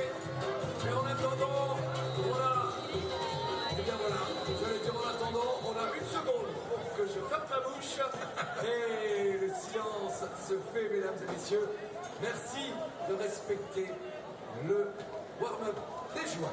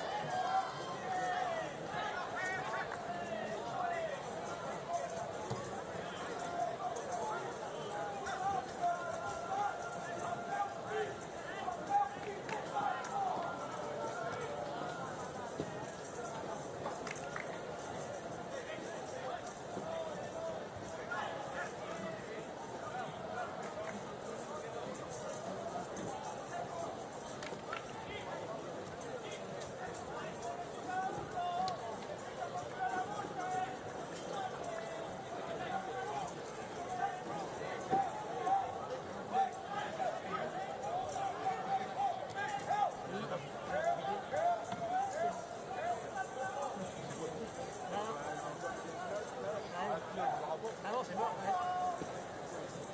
Ah bah, c'était mieux, trop. Ah, c'était ce soir-là, un match. Plus.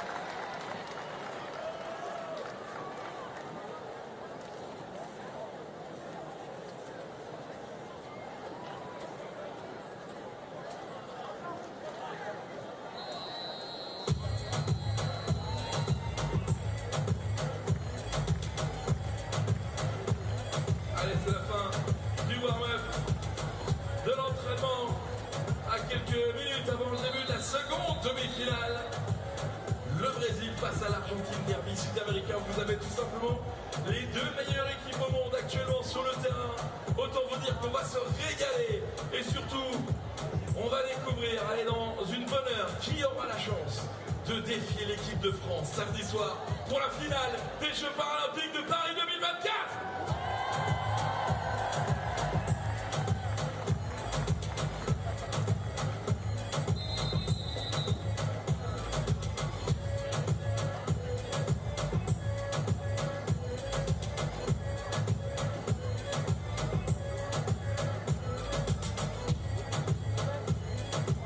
Allez, on va se chauffer, vraiment, on va se régaler, clairement. Ça va débuter dans un instant.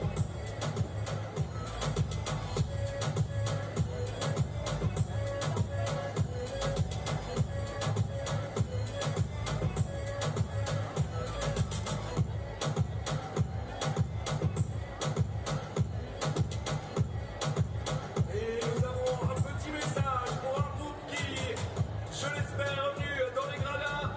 Charlie, c'est à vous. Un petit coucou aux jeunes de l'hymne de Castel de Navarre qui nous viennent de Jurançon, dans le Béarn.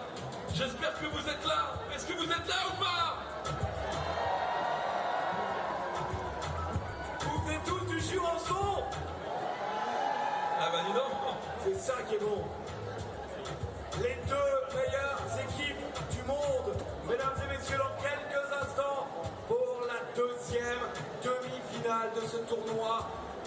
Foot Paralympique Paris 2024, au pied de la Tour Eiffel, mesdames et messieurs. Nous sommes en train de vivre un rêve, un moment historique, et vous pourrez dire, j'y étais les gars.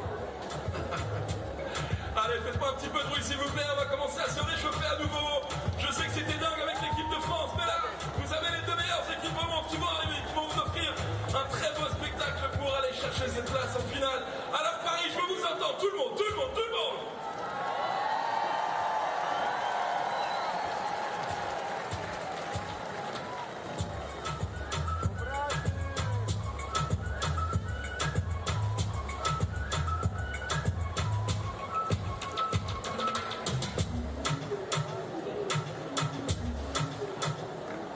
Allez, ça va débuter dans un instant, mais avant d'accueillir eh bien, les deux équipes, j'aimerais qu'on applaudisse bien fort toute l'équipe de volontaires. Allez, s'il vous plaît, faites-moi le bruit.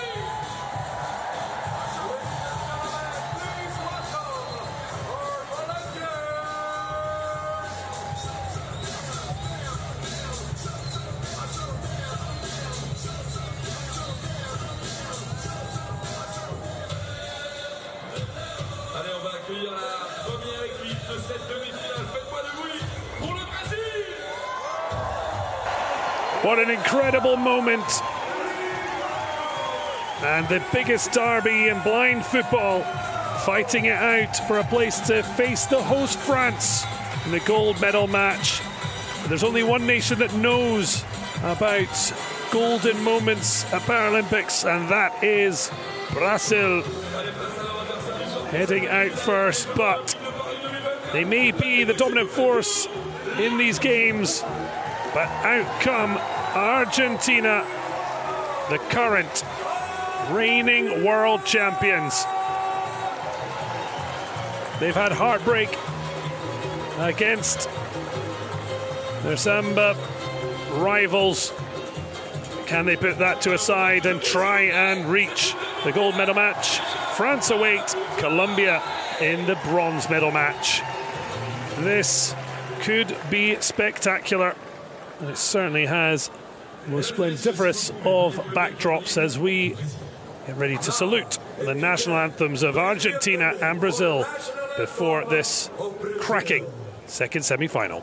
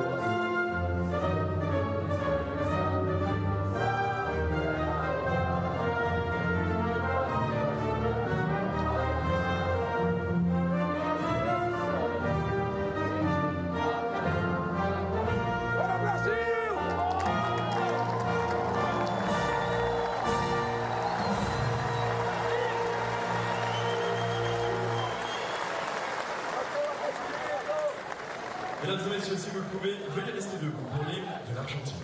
Please remain standing for the national anthem of Argentina.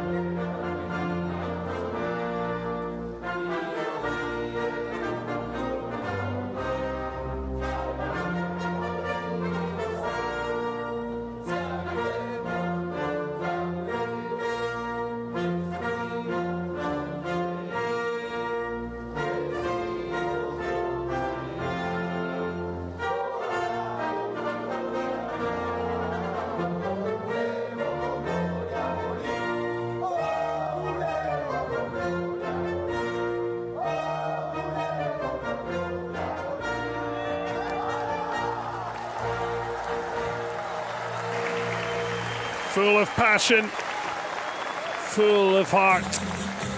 And now it's the football that has to do the talking. Our second semi-final of the blind football tournament at these Paralympic Games from Paris. And Brazil are looking extremely strong once again. Luan Gonçalves, the starting goalkeeper, joined by Raimundo Nonato, Jardiel Suarez, chosen ahead of Jafinho, known as the Paralympic Pelé. He's been working his way back to full fitness. There he is, on his toes, the number 7. Rolling subs in blind football means that players can come and go, but often has been the case that coaches have stuck with their strongest lineups.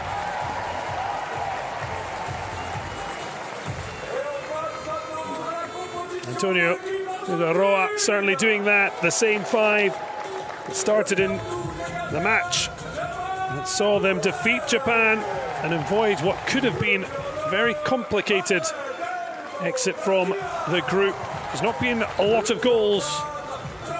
It's been defensive solidarity has brought them to this stage, but it was Osvaldo Fernandez, the number 8, with the very memorable hairstyle.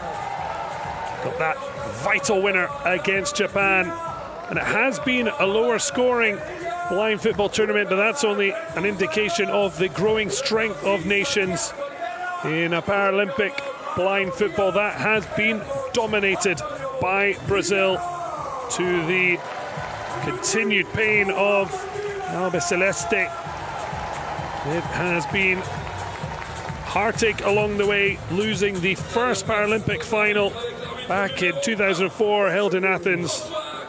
3-0, Brazil won. And 4 years later, they faced off as they do now in a semi-final, as François Cacuet of France leads our official team. 2 officials will be on the field of play to make sure they have the perfect views of what is going on. We'll keep you abreast of what you need to know. One thing is, the ball does have bells and whistles in it so that the players can hear it as it moves. Well, it's all friendly at the start. We'll wait to see during the game.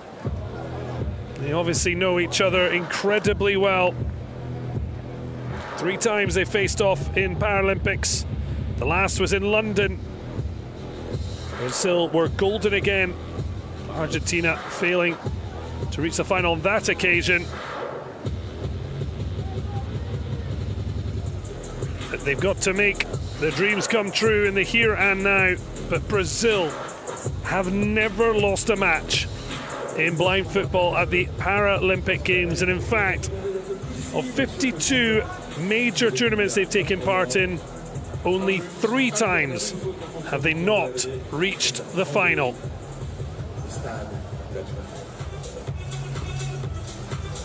So under the Eiffel Tower, the crowd here will be encouraged to keep quiet during play. Important for the players to be able to hear the ball, but also hear instructions. Could Ricardinho be a star man once again? 10 goals in Paralympic Games before Paris. They'll certainly be looking for more magic. They did have a 3-0 win over France. Much changed France outfit in the group stage. Raimundo Nonato, Jardial, and Steinmetz Alves getting those goals. There was a draw with China. They kicked off things with a 3-0 win over Turkey. Argentina a lot tighter, goalless against Morocco and Colombia. But that vital winner from Osvaldo Fernandez took Antonio Figueroa's side to this stage.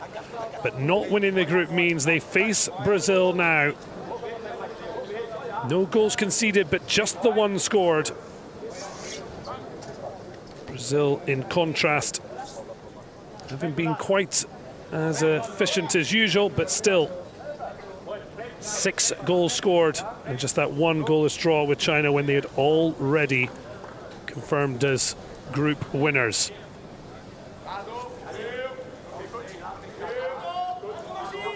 The biggest rival in blind football fighting it out for a place in the gold medal match.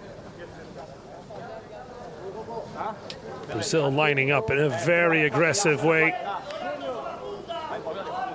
Argentina looking to cause the shock of shocks.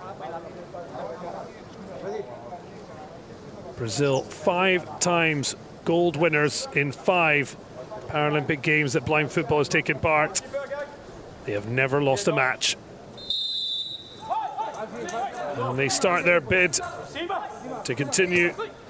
They hope it's a route to a 6th straight gold.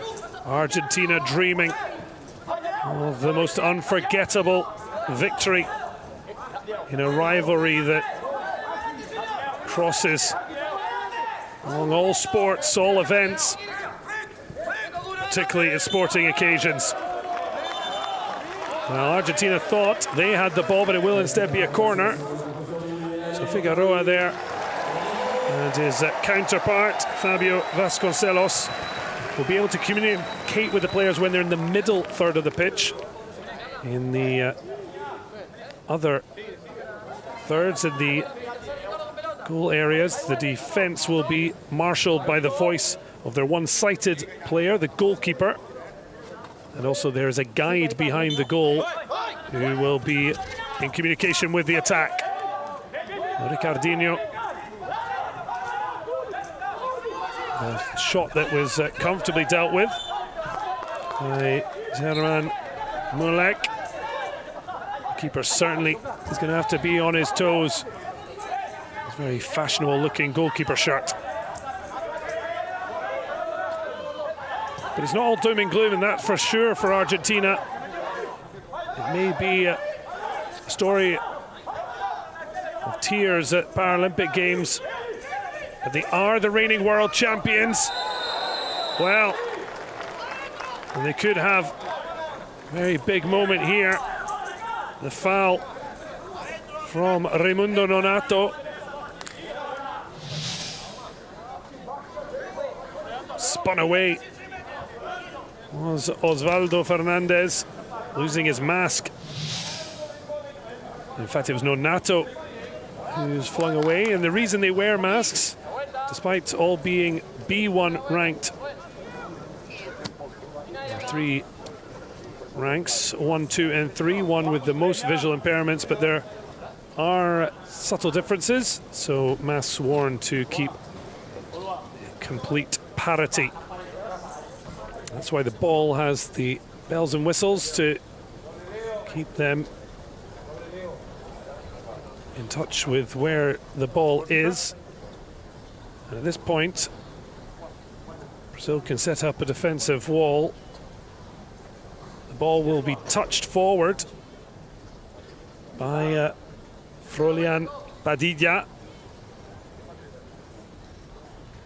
And then it'll be a chance for Osvaldo Fernandez to dribble, or maybe potentially have a shot at Luan Gonçalves' goal. So this is the Argentinian guide who's going to tap out along the goal and shouting instructions as well. Guido Consoni trying to guide them to what would be a tremendous start. Just over a minute in.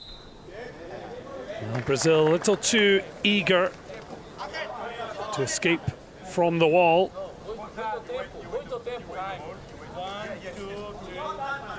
Tempo, lots of time.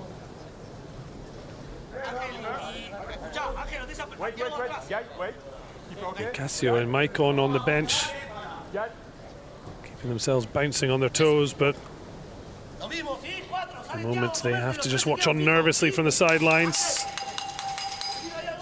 with fans of the Samba Boys or the Albi Celeste. So we go again. Just past the post. Was not far away from Maximiliano Espaillo. Oh, a swing and a miss from Nonato. Look to try and continue. It has been an excellent scoring run at these Paralympic Games. A brace of penalties in the opening match against Turkey.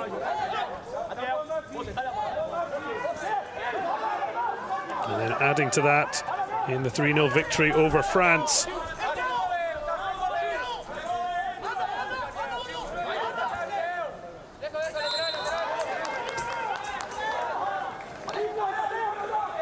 Well, it's furious response.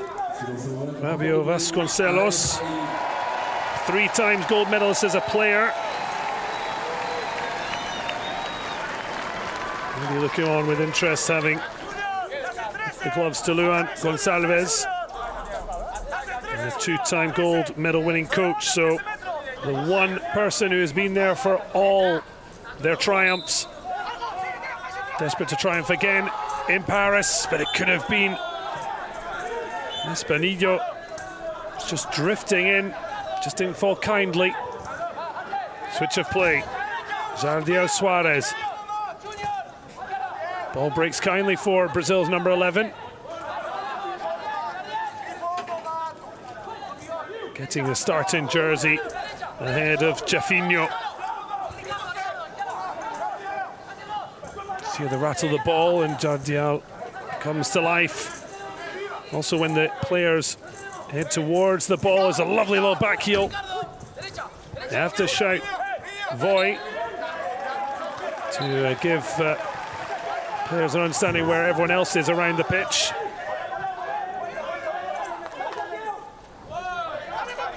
A salute to the early origins of blind football from the 1920s, Spain and Brazil as well. A sport grew from sport being played at blind schools. It wasn't until the 1980s it was the start of the sport really growing. The first World Championships in 98. Of course, joining the Paralympic movement in 2004. Brazil did lose on penalties in the World semi-final against China, who then went on to lose themselves on spot kicks to Argentina. It's a good touch back from Frolian Padilla to his goalkeeper Mulek.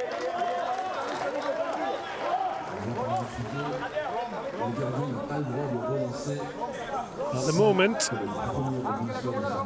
just as was to be expected, a very tense affair. You can see on the scoreboard in the right corner of the Eiffel Tower Stadium, 0-0, 11 minutes 32 to go of the first of two 15-minute halves, but also team fouls. At the moment, Brazil with one as the ball flashed past. With a touch on Ricardinho's effort. Sees a corner for Brazil. Wasn't the best strike, but deflected further towards Mulek's goal, but behind safely for the moment for a corner.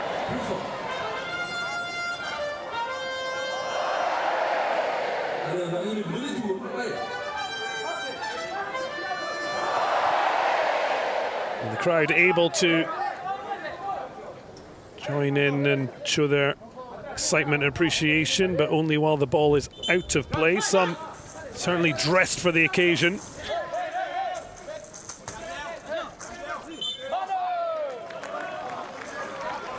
Brazil keep the pressure on. So team fouls, 4 allowed per team per half. Anything past that, penalty from 8 yards. There are 2 penalty spots, one on the D and a slightly further away one.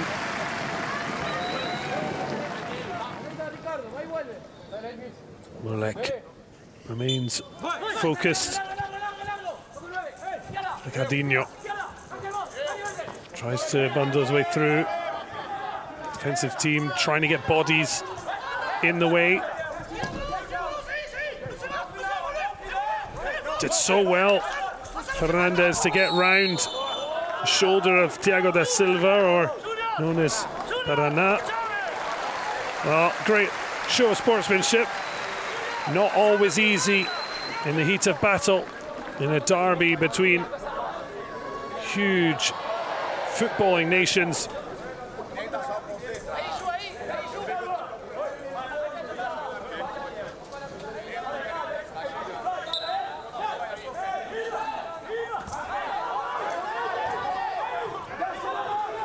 Just trying to track it down. Espinillo. It's picked up by Jardiel. And now Nonato, 37-year-old, switching the play, comes off the board and helps Jardiel to initially trap it, but he had 2 Ave Celeste players to deal with, and that's lovely dribbling. And maybe could have been an opportunity.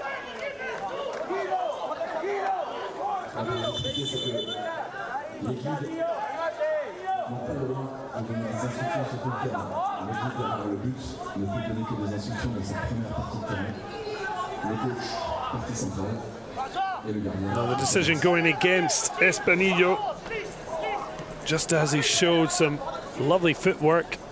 They will try and keep the ball between their feet to maintain control. And that's when we can see some of the most dynamic dribbling, as Ricardinho shows us exactly what that looks like. Real great switch to Jardiel. So difficult. The ball just drifting behind. Stepping out, Padilla. Oh, there's a chance to shoot, but just maybe thought to keep taking it on, and Brazil looked to counter.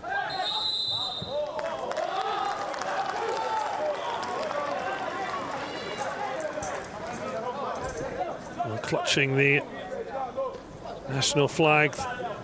Brazil and Argentina well represented in the stands.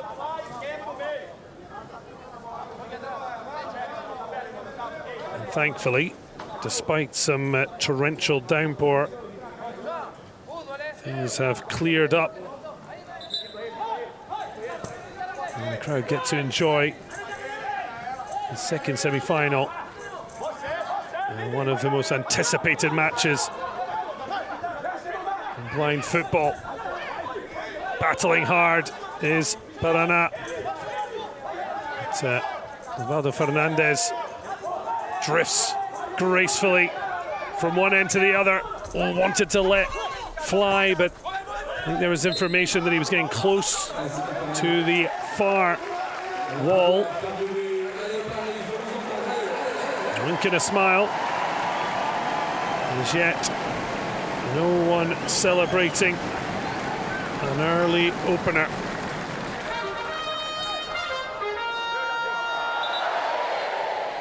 So it's Brazil with 1 foul, Argentina with 2. As mentioned, once they pass the 4 foul mark, things could get interesting. This just a regulation corner. Espanillo awaits the arrival of Fernandez. So similar to the free kicks, Espanillo will just move the ball, and out comes Fernandez with it. Returned it to Espanillo. He was trying to go down into a space that wasn't there. I think that's why the referee was wagging his finger. As Brazil wanted a free kick. They could have got one there, but Nonato keeps going. Super challenge from Angel Nildo Garcia, the captain. Keeping Argentina on level terms just when Nonato was readying to unleash an effort.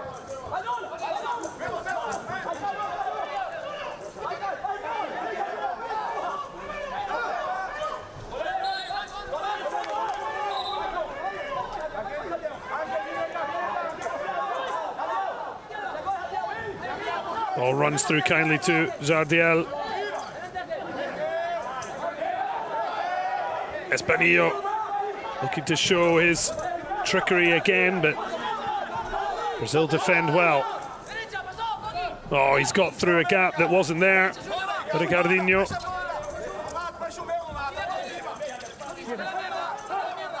In the end, 2 enough, but just losing his bearings. Padilla didn't get the right information from the one-sighted player on the pitch. I think that's why Mulek is offering his apologies.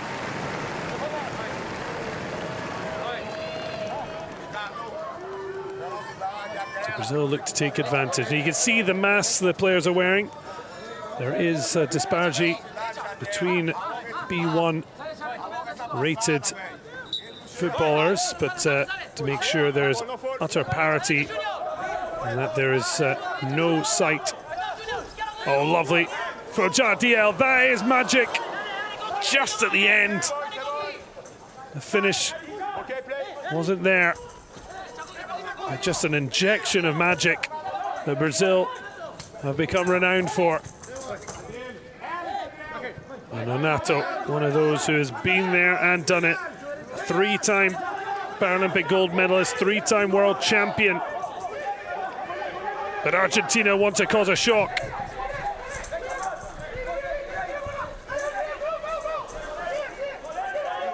Oh, Luan Gonçalves had to be very careful. The goalkeepers have to stay in a very small rectangle that they are standing in, and they cannot touch the ball outside of it. You'll see them waiting desperately. That's Ricardinho. Well, taken down in his prime.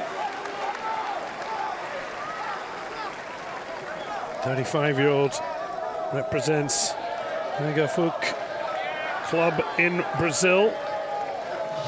One of 3 in the squad. Espanillo and Fernandez between them, taking down the number 10. And there is an injury. Fernandez looking for treatment.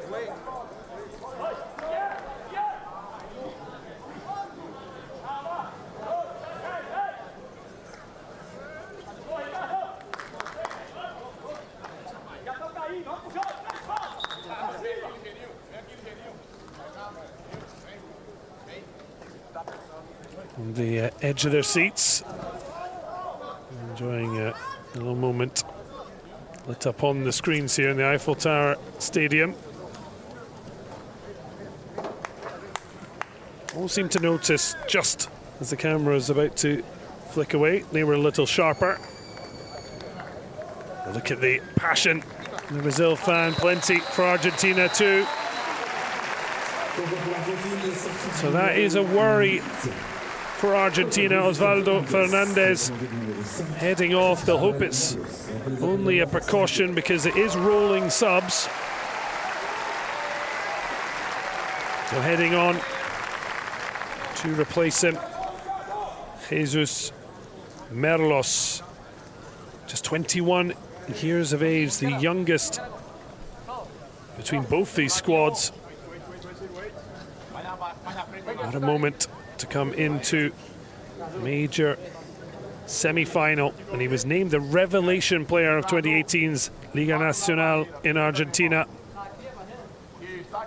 Part of the side that took bronze at the Paralympic American Games, that Brazil once again found their golden touch. Well, Brazil preparing to make changes as well. Maicon Mendes, his first Paralympics beside Jafinho, debuted at 14 and has been a colossus in the sport. So Paraná, Ricardinho over the ball, Jardiel right, Nonato left.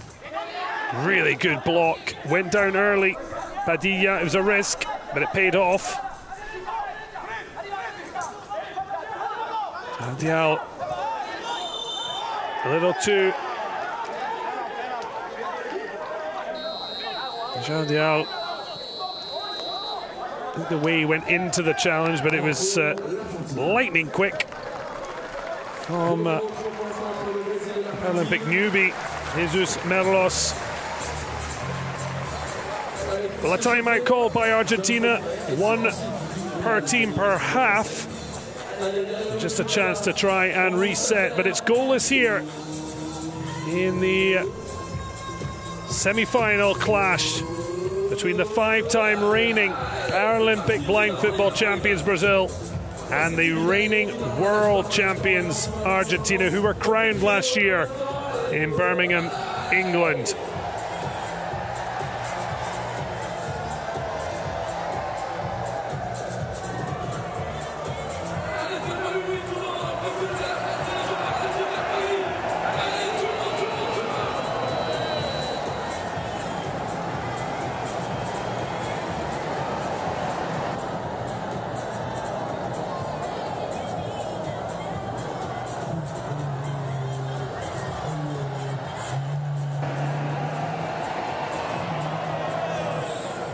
Well, the atmosphere brimming with electricity. A Mexican wave. Certainly a Latin battle out on the field between South American giants Brazil and Argentina. In the shadow of the Eiffel Tower, which on the hour mark lights up as we see. There's a bit of a rest for Jardiel and Ricardinho. Maicon Mendes and Jafinho on.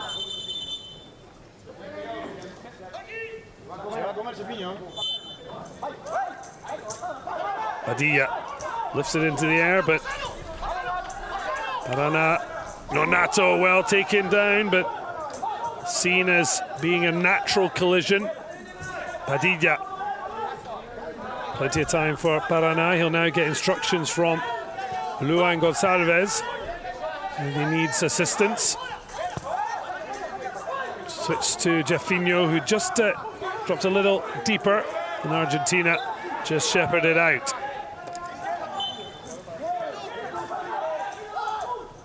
Well, a silent Mexican wave still going on, showing the respect spectators have for the needs of blind football as Paraná slips, slides, and keeps possession. Finds Jafinho. puts it between his feet. And then a lovely little flick back. Good communication from Nonato. A little too aggressive from Espanillo. Argentina have to be careful. They already had 3 team fouls. Only 4 permitted per half. Reminder, 3 fouls now. In fact, it's gone against Nonato. So in fact, it's 3 fouls apiece. We still have 6 minutes and 5 seconds. The first of our 2 15-minute periods. Often enough, blind football has been 20 minutes, has been at previous Paralympics, even sometimes 25 minutes.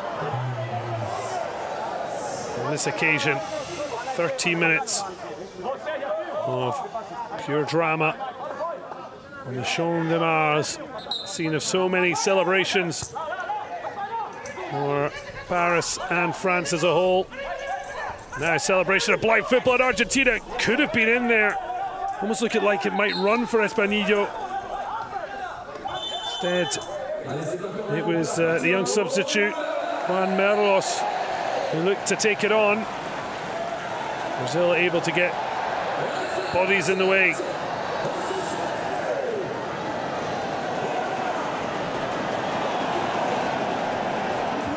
An absolute racket. The players in an atmosphere rarely have been accustomed to, and particularly when you imagine what it was like 3 years ago for all Paralympians. Of course, COVID affecting the Tokyo Games, but the return of crowds in the most spectacular venues across Paris 2024 has just been an absolute marvel. Espanillo, oh, he had a shooting opportunity, just couldn't make connection. The ball just goes over the far wall.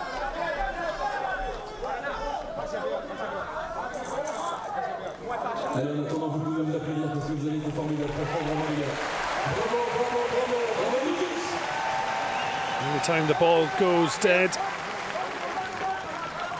announcers don't have to do too much to get the crowd vocal, clapping, showing their love for the Paralympians battling out on the field here. You can hear the cries of the coaching, the head coaches in the middle of the pitch. It's in the side netting from Espanillo. Oh, what a take that is from Juan Merlos. He's not needed much time to get accustomed to the game, and he's won himself a corner. Well, he's just trying to keep things calm. Maybe even himself, Guido Consoni, the guide for Brazil, Julio Marques Macena. So Luan Gonçalves in the Brazil goal will be the vocal guide for the Brazilian defence. Consoni providing as much information as possible, but he couldn't provide a good enough angle for Espanillo. Chafinho moving the ball between his feet and gets his dribbling going down the wall. Knows exactly where he is. But a fabulous tackle. Stops him in his tracks. Nonato tried to pick up. It's broken kindly, and Garcia getting some help, but then it's broken to Maicon Mendes. 24 years old, the youngest in the Brazilian squad of 2 that have come in.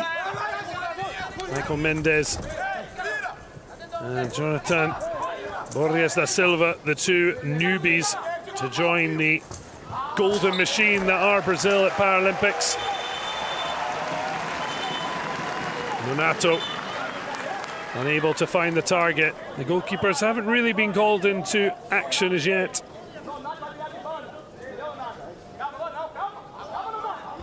As the sun dips below the edges of Eiffel Tower Stadium, the temporary stands here, when these Paralympians look back at Paris 2024 and where they were able to compete.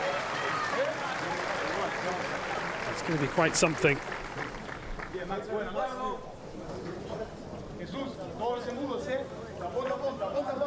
Information for Jesus. He's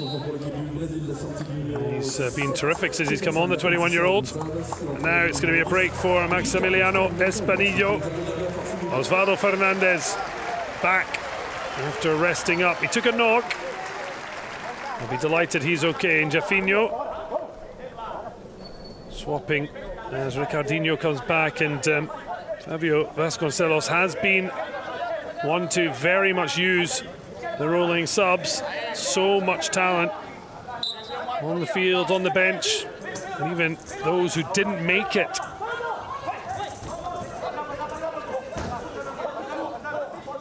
All the other countries seem to have generally stuck with what the coach perceives to be their strongest five. Padilla back to Mulek. Fine ball out. It's a lovely take from Fernandez.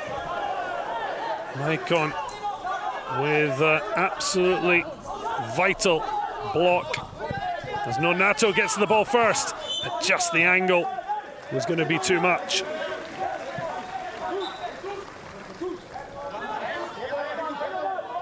Vasconcelos, 5 gold medals as a player and coach.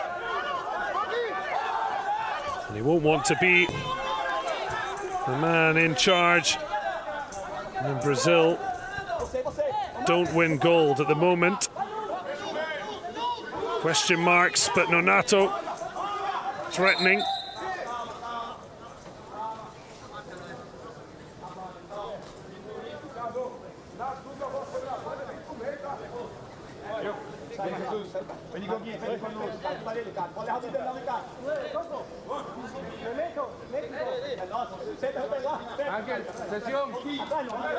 What a moment it would be for Antonio Figueroa and his Albiceleste side if they can do what no other nation has done and defeat Brazil.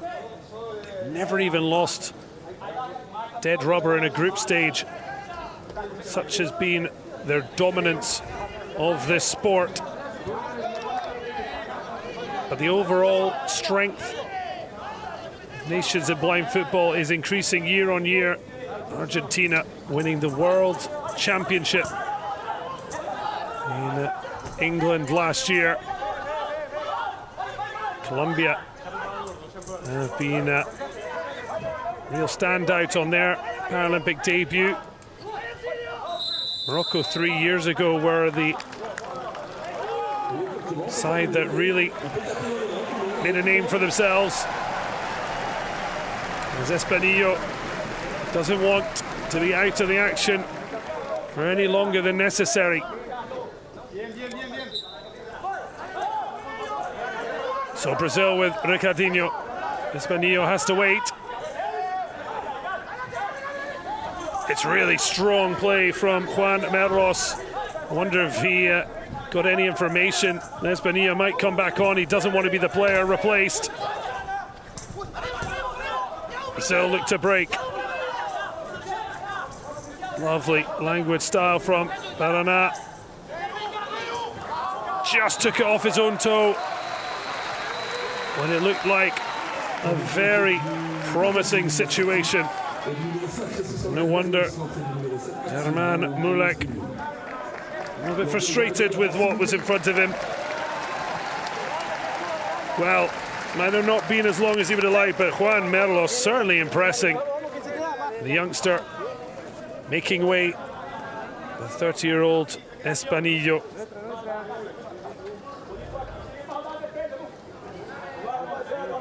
Certainly a sport where there is more longevity.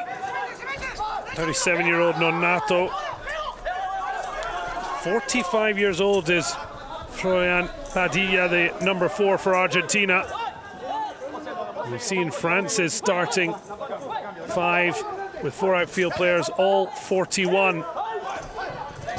Experience certainly is a currency worth spending for coaches. Well, encouraging the physical battle. Arana, which is long. But Celeste able to let that just run harmlessly behind. Arms on his hips. Jonathan Borges da Silva, Paralympic debutant, alongside famous Jafinho.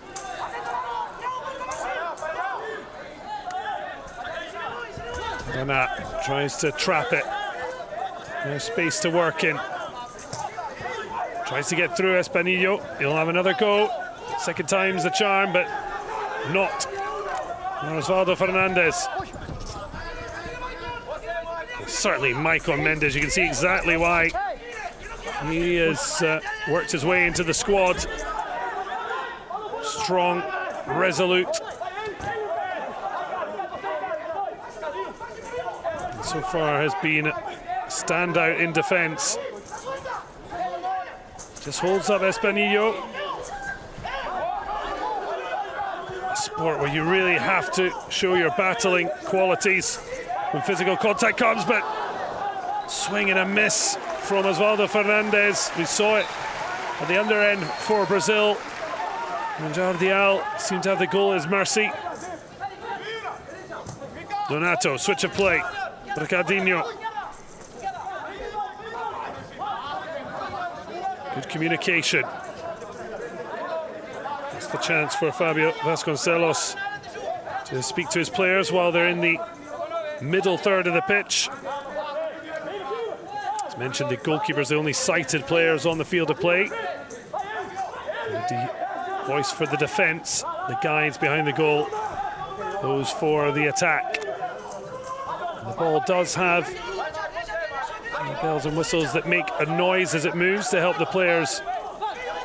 Where it is getting up ahead of steam is Maicon. When the players go towards the ball, they have to say "Voi," and all these little things mean that the players can know what's going on around them as best they can. But so far, at the half-time break, Argentina and Brazil have yet to find a breakthrough. It's exactly as we would have expected. A real nail-biter of a second half could be on its way at the half-time whistle. The semi-final, Brazil and Argentina are goalless.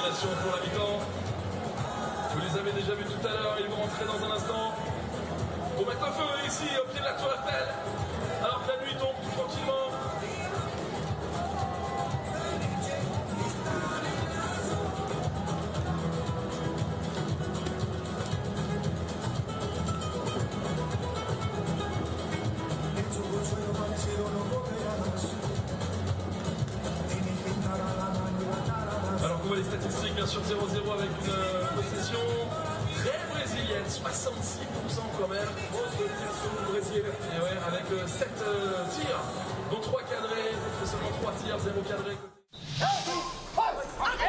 Well, it started with a free kick flashed wide by Maximiliano Espanillo. In truth, the goalkeepers haven't really been called into action. Luan Gonçalves at one end, and German Mulek for Argentina. Just running through to him, thankfully, with Nonato threatening. It's a tense semi-final, as was not a great shock between these huge South American rivals. Brazil, the 5-time reigning Paralympic gold medalists. Nonato would be involved in 3 of those. And Argentina, the current world champions. couple of times the ball just running out of reach, and the goal appeared to be at their mercy. So under the Eiffel Tower, not long from lighting up. It's goalless here. Argentina yet to hit the target. But Brazil, despite their three, haven't really overworked Mulek. They've had the possession, but as yet no goals. And now, a fantastic halftime entertainment for the crowd here at the Eiffel Tower Stadium.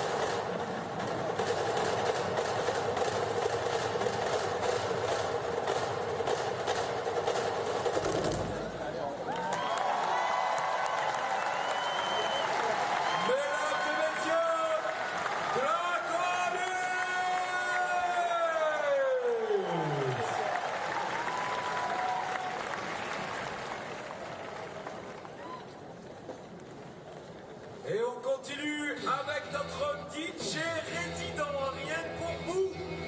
Faites du bruit pour DJ Palais.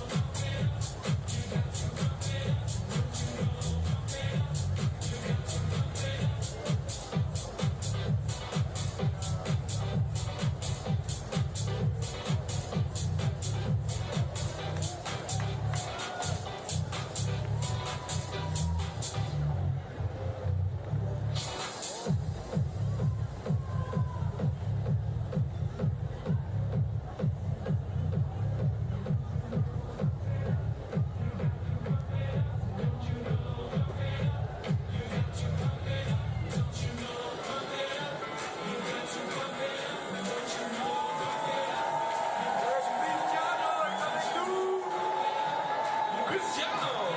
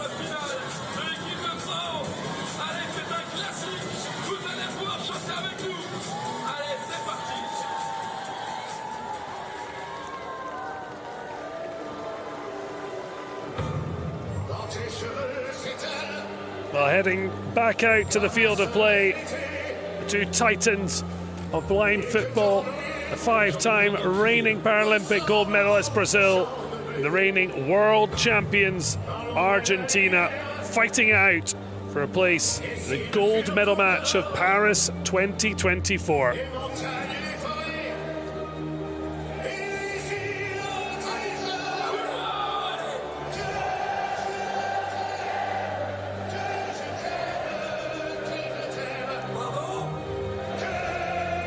If there's one thing that is for sure,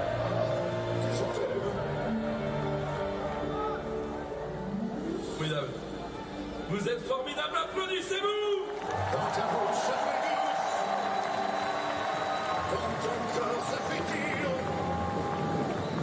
Dans le ciel, dans tes yeux, un seul tour n'est plus pur.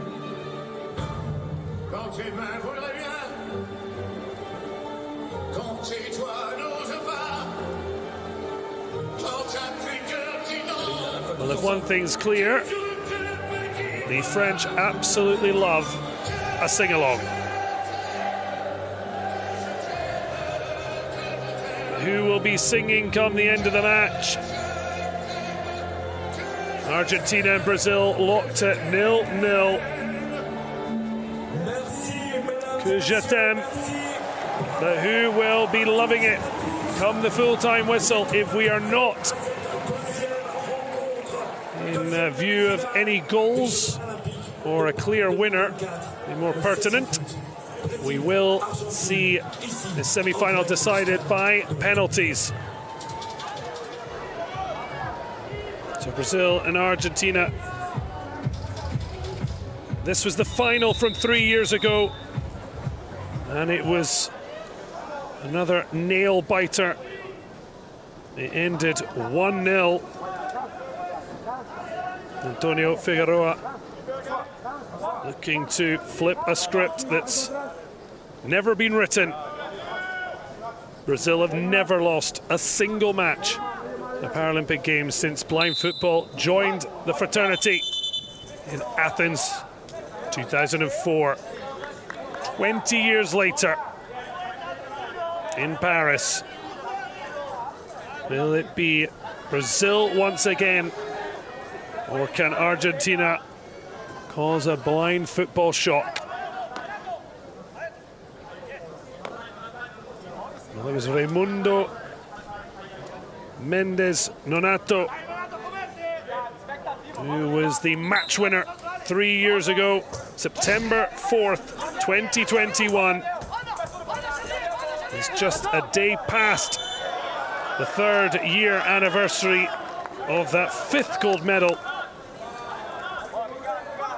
And Argentina ending up once again with a silver medal, as they did in the first final that Brazil won 3-2 on penalties, which started their dynasty. Argentina, China in Beijing, France in London, Iran in Rio. And Argentina once again in Tokyo. It has had the same final chapter written. Argentina with 2 silvers and 2 bronze in their games history. The second most successful side, but second means nothing in these rivalries. The winner of the semi-final will be guaranteed a medal, if not the colour. Oh, just tripped in his prime. You know what he wants. Figueroa not getting the card he wants from our official. Osvaldo Fernandez, tripped there by Jardiel.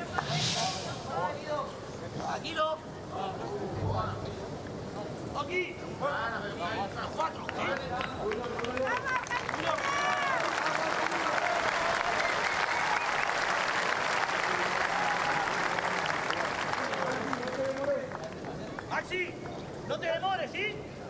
Largo, la pisadita largo. No, va,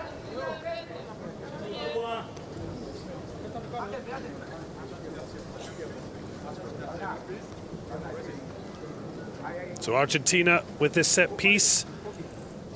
The ball will be tapped by Padilla or potentially Espinillo, but I'd imagine the number 7 is going to want to have the attack on goal. The guide for Argentina, Guido Consoni, will mark out where the players are looking to make their mark. Of course, the ball, a reminder, does make a noise, so the players can use that and other things to try and fire their way to goal. Espinillo couldn't get through the yellow brick wall. Swing and a miss, but sticking to his task, the Argentinian captain Garcia. Fabio Vasconcelos, as mentioned, 5 gold medals as player and coach. But it's the here and now that matters. Only the future can be written. And from being under threat from a corner, a free kick I should say, it's Brazil who have a corner to try and find a breakthrough. Argentina with the only effort of this early first minute of the second half on target, but nothing of great concern to Luan Gonçalves. Brazil's first corner the second half, 5th overall, goes without much to mention as Osvaldo Fernandez just blocked to not foul. There's been 1 each so far. Teams allowed 4 fouls, and every subsequent foul penalised with a penalty kick from 8 metres. Tardial flicks it back, but Donato steps in. Ricardinho just takes it off his teammate's toe.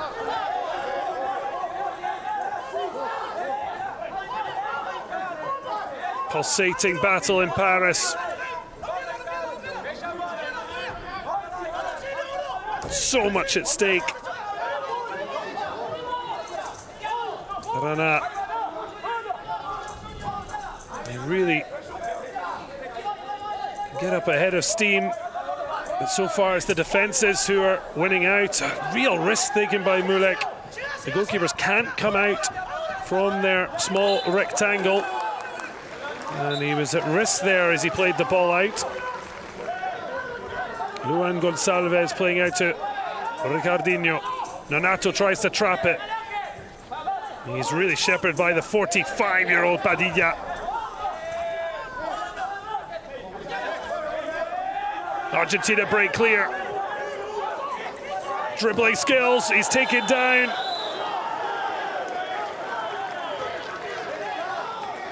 Second foul for Brazil, so they will still be able to put up a protective wall.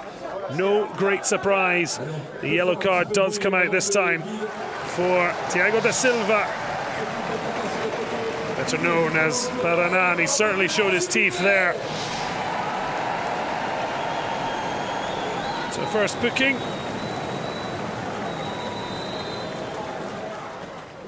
And Paraná goes into the book.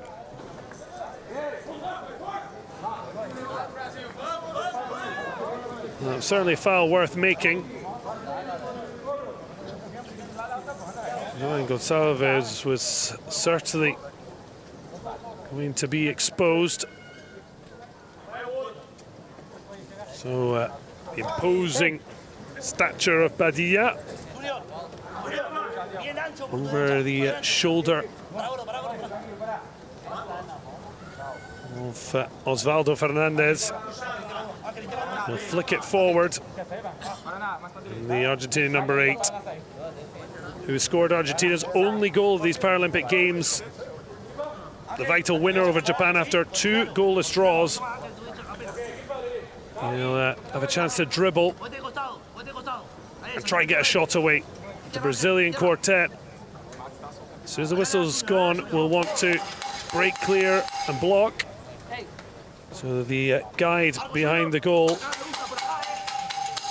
Guido Consoni, giving Fernandez the information he needs. Oh, he tried to just lay it off, miscommunication.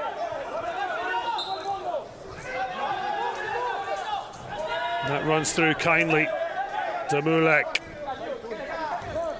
A call from Osvaldo Fernandez, using the wall to his advantage. He just stepped on the ball, and that allows Brazil to put the pressure on, but wow, he just burst clear, and now he wants to be at a goal. Slip there, a reminder, there has been heavy rain earlier, and while it's thankfully not had an overly negative effect, it clearly is causing a bit of havoc at times with footing. So drop to the feet of Padilla. Watch forward. You can hear the ooze of the crowd. They do have to be quiet while the ball is in play in order that the players can hear instructions, and also players going in towards the ball do have to say voy. A little nutmeg, but Jardial just runs out of steam. Is there a grab there from Fernandez? Not ruled by the officials. Ricardinho now wins the ball. It's amazing the progression of blind football to where we are today. 1920s, the early origins from blind schools in Spain and Brazil, as Maicon Mendes looks to replace Brazil number 9. Arana. Not until the 1980s was there more structure. In 1998, the first World Championships, and then 20 years ago, his Paralympic debut in Athens, Greece. But a lot of these players, even certainly the older ones, learning to play with their sighted friends with a plastic bag on the ball in order to hear it. Now starting to get the exposure and respect they deserve. Maicon, real strong and determined defender. He gets the call to really charge at it, but just too much pace. So despite the charge of the captain Garcia, it now looks to be a timeout called. Potentially just a short stoppage. In fact, it will be a substitution. Ricardinho heading off. Jafinho back on for his second time on the field in this semi-final. It seems as there was maybe going to be a stoppage. Both teams do have the ability to call a timeout once per half. And we're now just about into the final 10 minutes of this second 15-minute period. Maicon could fall kindly. Maicon using his body so well to keep the action going. Nonato takes over. Jardial. Oh, a little bit of panic there. But fortunately for Fernandez, it rolled back to Moubek, and that was a vital interception from Maicon. He gets a little tap from Luan Gonçalves. There's now Mario Rios. We saw Jesus Merlos, 21-year-old, come on. 24-year-old Mario Rios preparing to join the action as the Eiffel Tower lights up on the hour. Who is going to light up this semi-final, or will penalties be needed?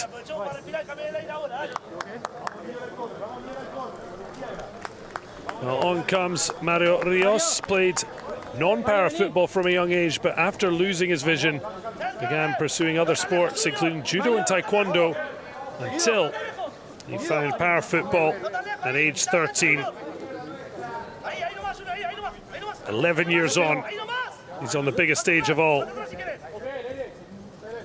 Osvaldo Fernandez, desperate to see a ball maybe just find its way to him. But now he's going to have to defend. Has the ball nicked off his toe by Marios Rios, but now leaves it to the number 9. His first involvement in this semi-final.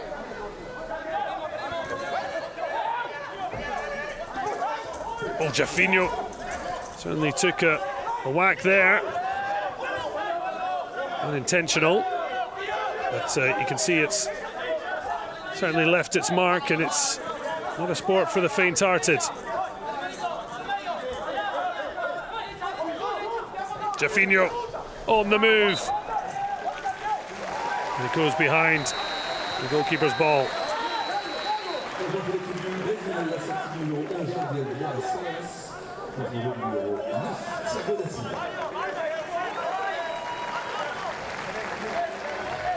So off goes Jardial.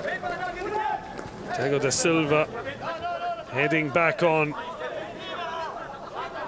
Paraná was booked, the only player to have been so far. And it's Brazil with 2 fouls this half. Argentina with just the 1.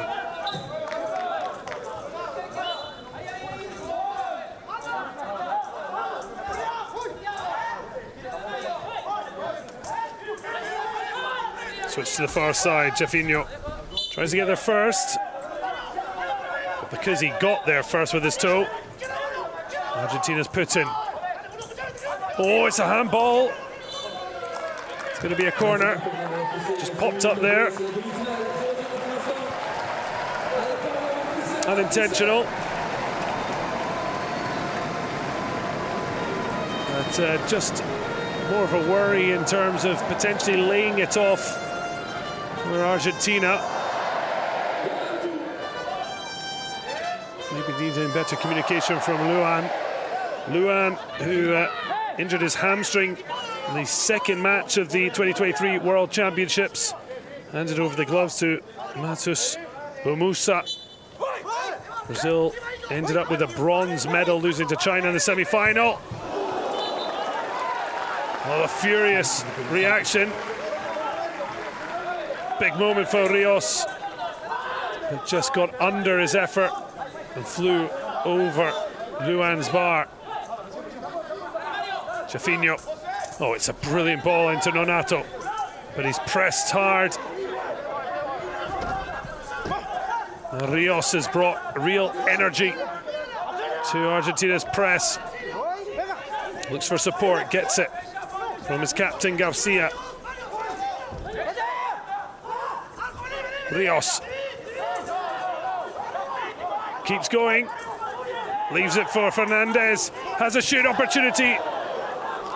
And you see why exactly we've got 2 referees on the field of play, needing those different angles. As Paraná gets a real shove from Vasconcelos.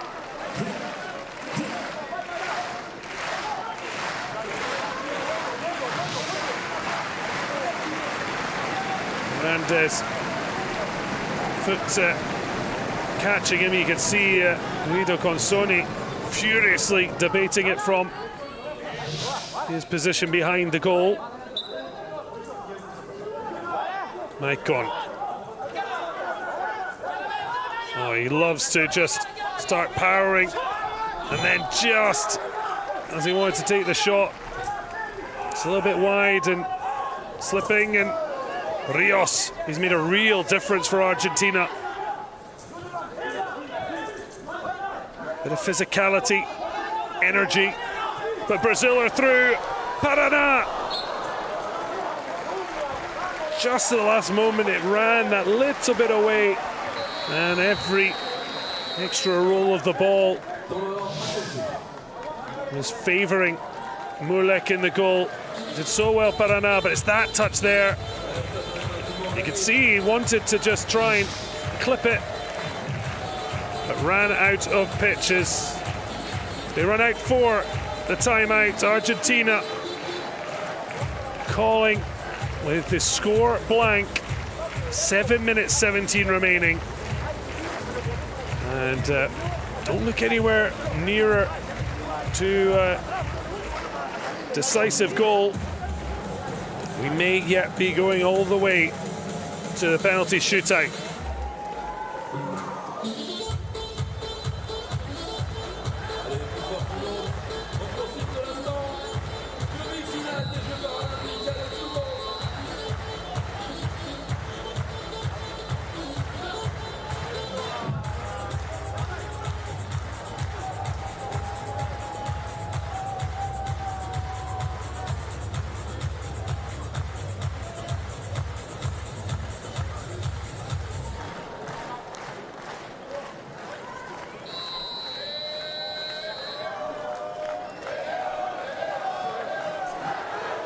You can see some joy in the stands from those enjoying this incredible occasion, a semi-final combined football tournament, and also some fans of Brazil and Argentina very nervously looking on, as is Vasconcelos.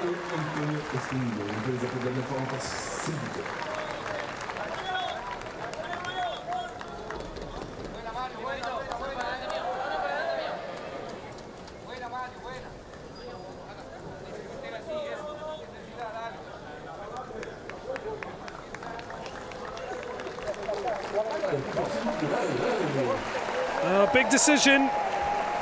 Mario Rios heading off. Maximiliano Espanillo clearly is a big player for Argentina, but certainly Rios brought plenty to the party. It's Figueroa electing to go with experience.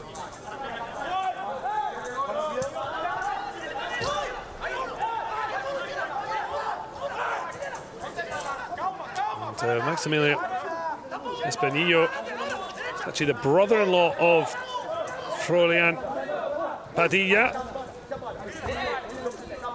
He was named player of the tournament at the 2023 World Games in Birmingham. And certainly has been Argentina's most dangerous-looking player. Osvaldo Fernandez hasn't quite been at his effervescent best, though he's still the Argentinian number 8, only goal scorer for Argentina in that desperately needed victory over Japan, match day 3 of the group stage. Brazil goals haven't been an issue. 2 3-0 wins before finishing the group with a goalless draw. That seems to have helped drain away their goal scoring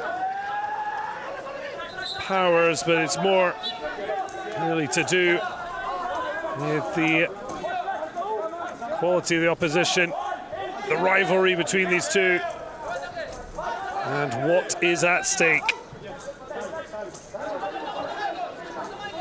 Maicon took the ball really well, but just stumbling a little. Now getting running, and the ball almost falling kindly. Nonato going to ground, maybe hopeful the ball was closer. Has been in good goal scoring form. Brace of penalties against Turkey.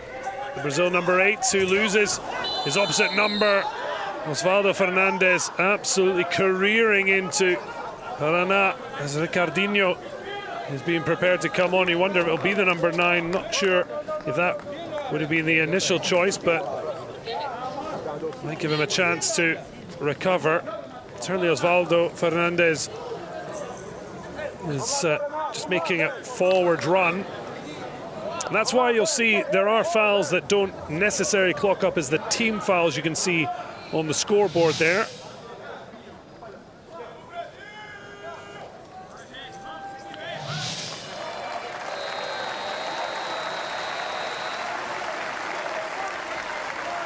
Remplacement pour le Brésil, à sa tribune numéro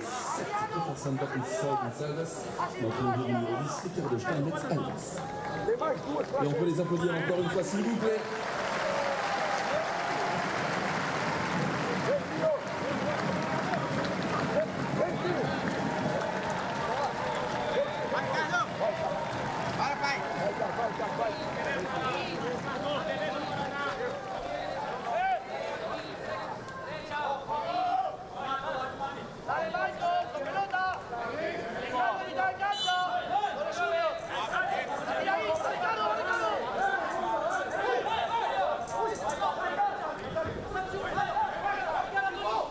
So goal is here, just over 5 minutes remaining.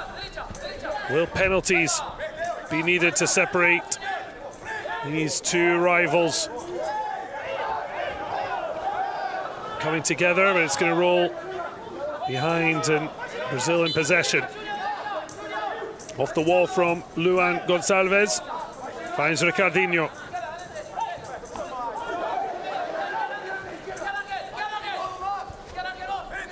Just lost track of the ball, good defending from Captain Garcia. Now the Celeste have done well to limit Brazil to chances.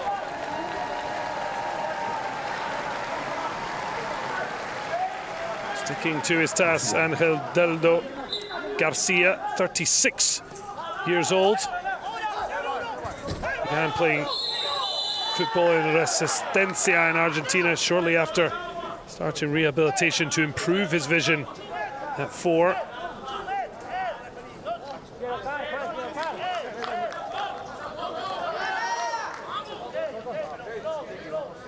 In fact, Deldo Garcia and para-athlete Antonella Ruiz Diaz were the flag bearers for Argentina at the 2023 Pan American Games in Santiago.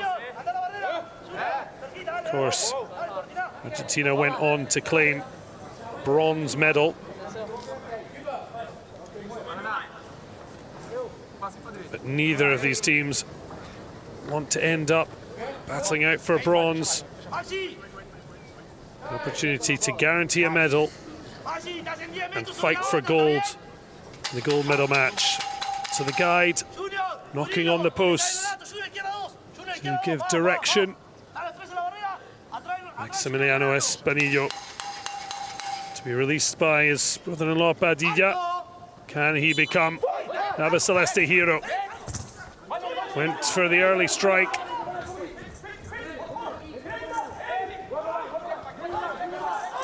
Osvaldo Fernandez got stuck in his feet, but still manages to play his way through. Ricardinho, though, now on the ball, taken out. Referee says no foul. Espanilla steps on it, lovely dribbling. Fabulous technique. Just stumbled into Ricardinho. Parana wants to go down the wing. Dragged back there, that will be a foul. Well, he's going to have to be careful. Fernandez risking going into the book. The referee showing some patience. The difference here, he was complaining about when he was taken out before. That foul given for the shirt tugging.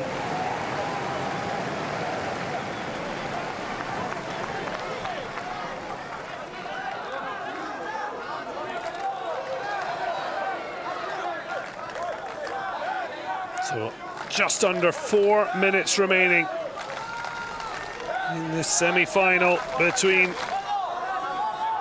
five-time reigning Paralympic gold medalist Brazil and world champions Argentina.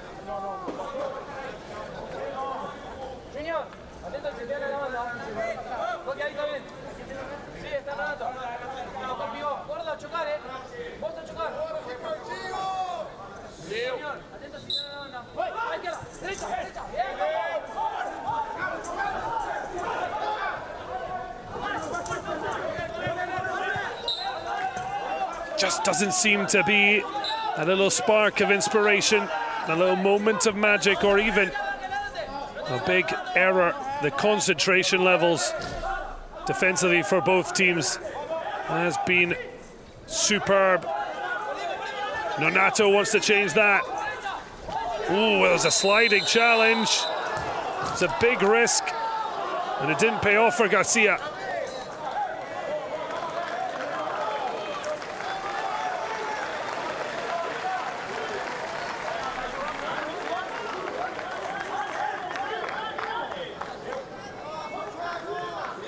So it is a yellow card for Angel Deldo Garcia. Not a great shock.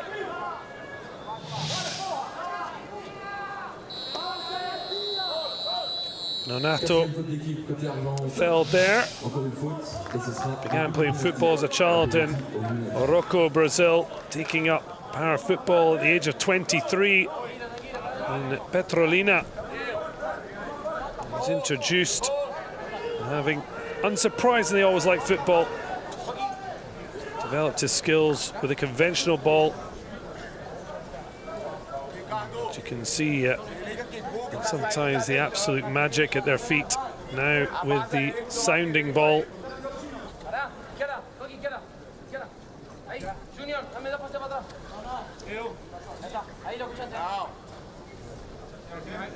So Maicon will be the one to lay this up.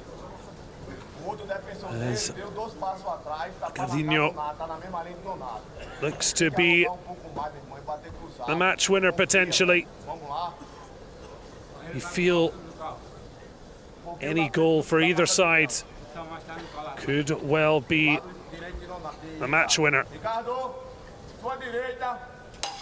Information and tapping from Brazil's guide, Julio Marques Marcena.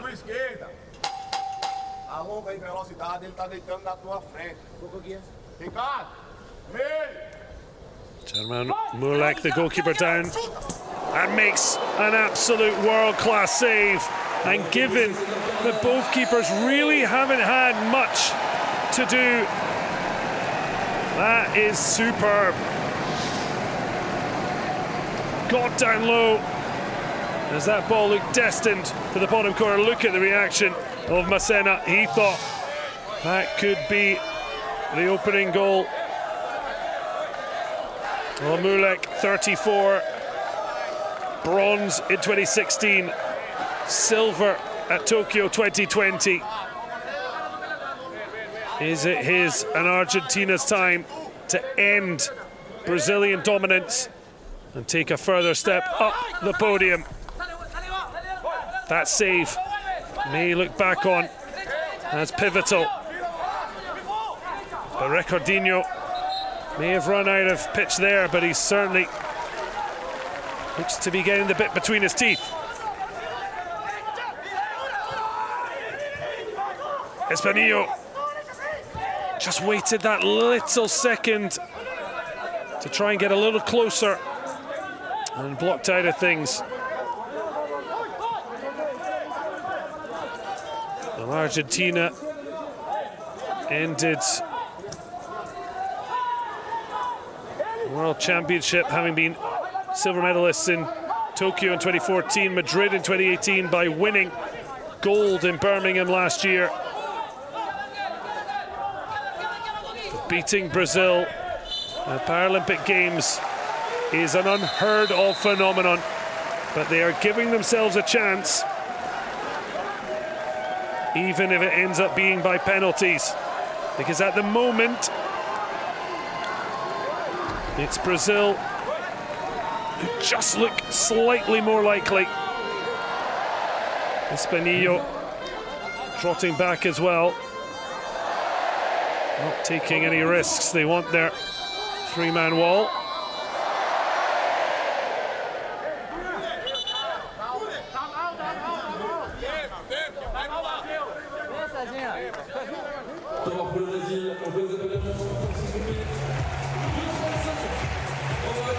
So there's a timeout.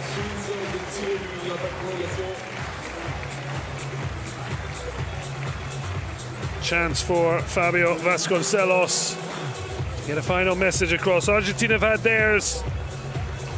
Brazil taking theirs. The final timeout of the second half. It is goalless. But what could be pivotal, Argentina have made 4 team fouls. That means any more, and Brazil will have the chance to take a clean strike at goal with a set piece awarded for any foul after 4 team fouls.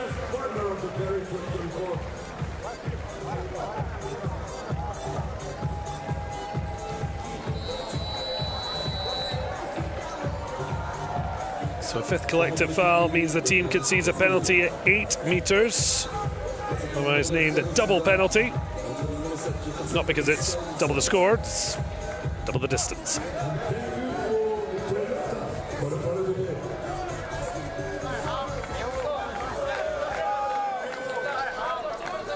Jefinho returns. Paraná heading off. Now it will be interesting because whoever is on the pitch come the final whistle will be the ones involved in the penalty shootout. But still 2:35 to go. Jefinho going the long way round, just quite having his best control there. Really nice turn of ball though. Nonato, almost a hint there was an ooh from the crowd. The moment seemed to have passed.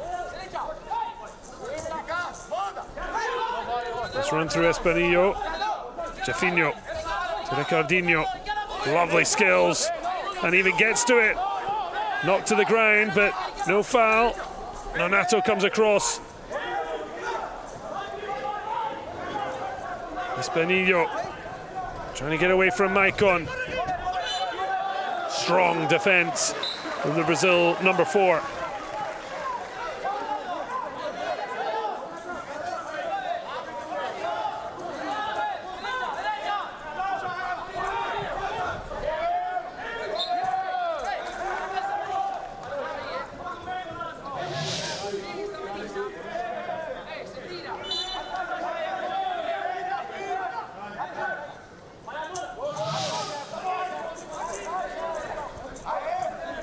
Under 90 seconds left. A goal surely would be the winner in a match of so few chances. Sherman Mulek with the outstanding save of the match in the second half, when Ricardinho looked to have a goal-destined shot, but Nonato. Cries of no from the referee as Ricardinho forced back towards his own goal. Tries to reset.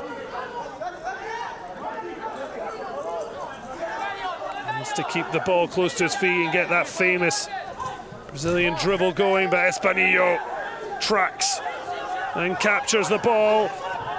Taken out by Maicon.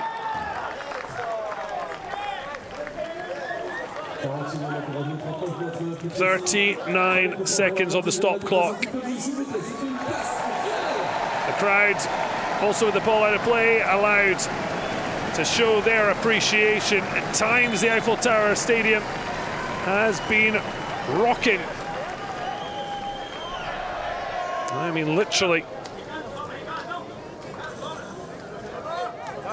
So this is likely the players who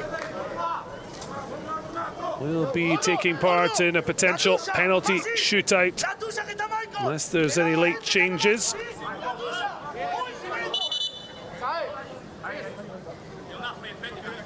Argentina know if they can strike now, they could be on the cusp of a history-making moment at Paris 2024 and do something that no side has ever achieved. The mark set from Guido Consoni. Garcia. And he's off to was Espanillo. You can hear the crowd. It was a really tough angle, particularly on his right foot. We're into the dying embers. A goal now. will be that, Jaffinho, but it breaks. Argentina, could this be their moment? Well, Maicon with the shove. It's going to be a yellow card, but it's definitely going to be one. That is worth taking. If he hadn't done that, then surely Osvaldo Fernandez would have had a clean one-on-one. A professional foul, and the archetypal take one for the team because there are only 14 seconds left.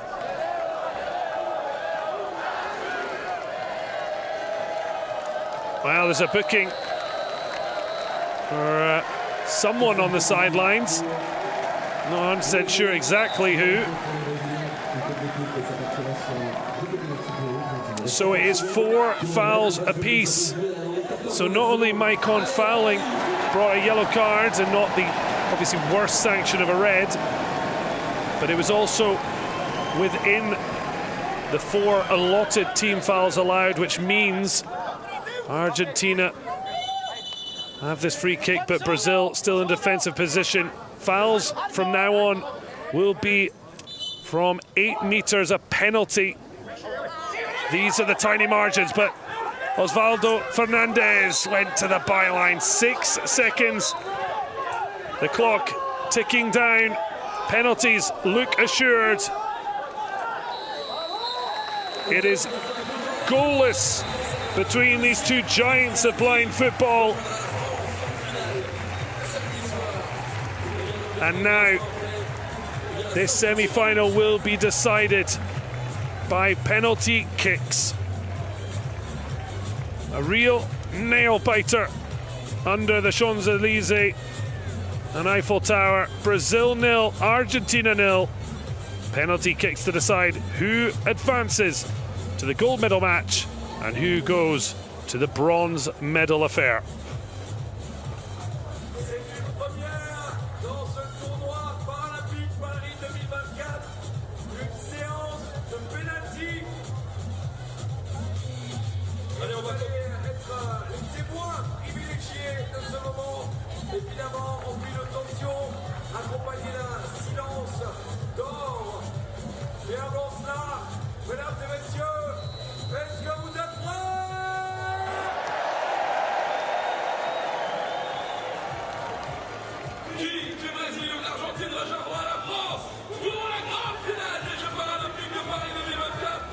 So goalless after 2 15-minute periods.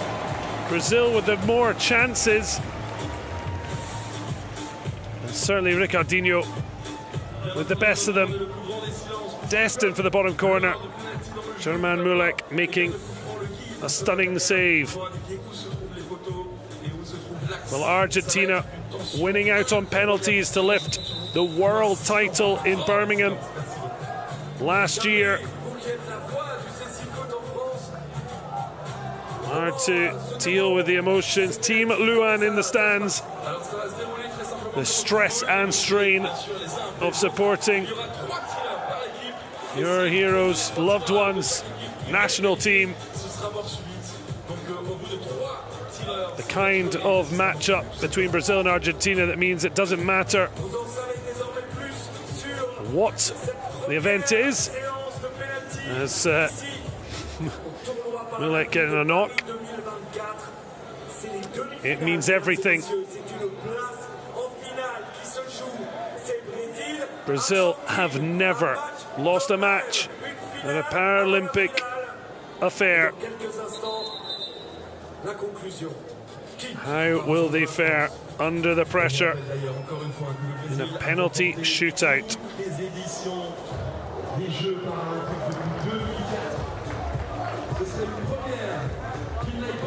Well, it was 3-0.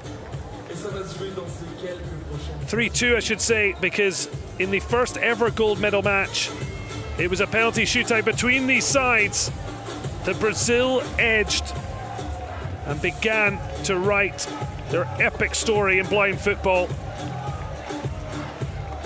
Of 52 major tournaments before Paris 2024, Brazil have only failed to reach 3 finals.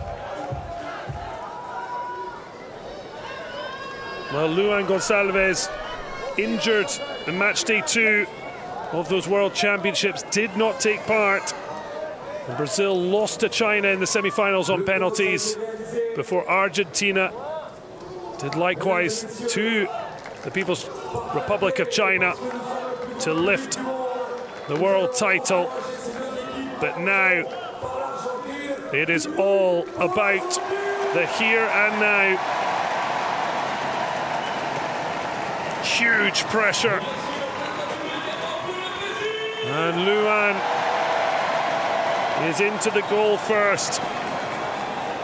Well, he was invited to play blind football by Damião, the gold medalist at the last 2 Paralympics. Damião and Barros, the players to lose their place to Maicon Mendes and Borges da Silva. Luan continuing to be Brazil's #1. He faces off with the player ranked the best from the 2023 World Championships, Maximiliano Espanillo, up first. So our guide, Consoni and Macena for Brazil, they will mark out, but now it's from the penalty spot.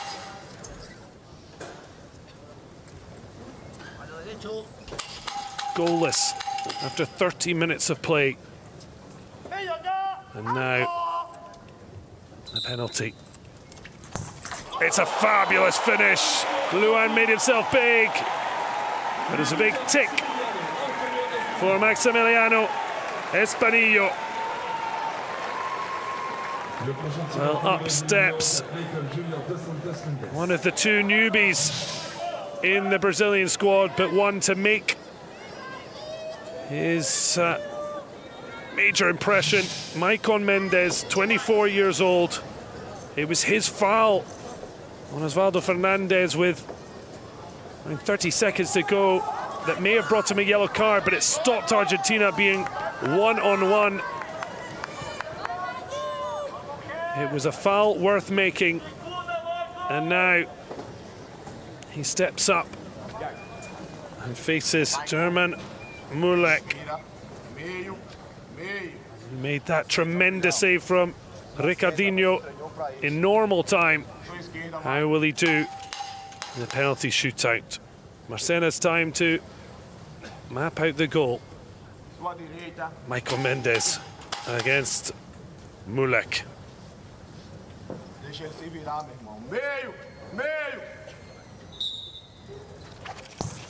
Oh, it's a fabulous finish. Luan, the first to congratulate him, as now does Marcos Macena and now his team. That's an absolute bullet. Mulek went the right way, but there was no getting to it. Well, now a player who really impressed in his short time on the field, Mario Rios, 24-year-old, first-time Paralympian, just as Maicon before him, but can he match the Brazilians' output?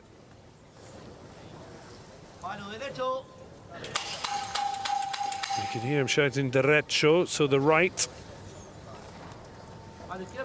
Izquierdo for the left.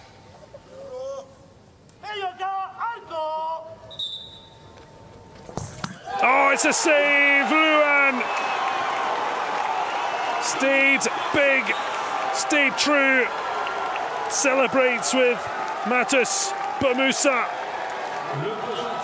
And what a painful moment. He struck it well, but it was a good height.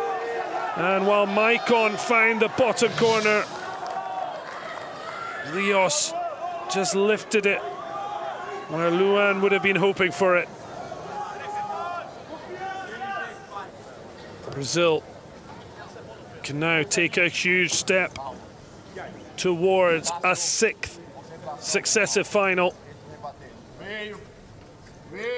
Of course, that would be 6 from 6. Big moment for Casio Lopez de Reyes. Did not play a minute.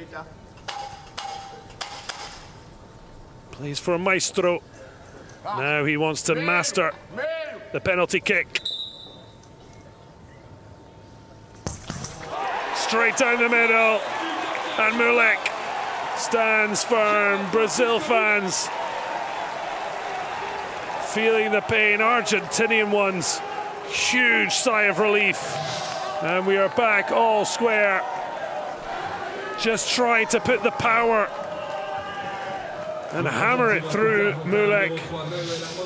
But Argentina's keeper standing firm.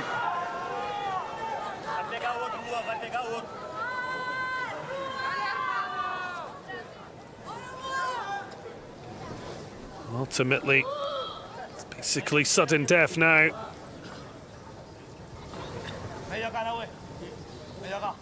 A goal and a save apiece.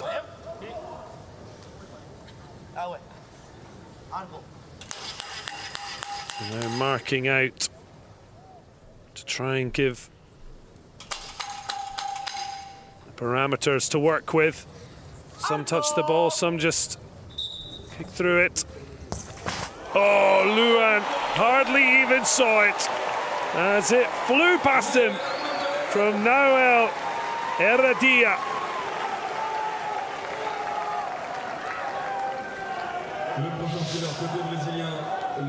What a fabulous hit.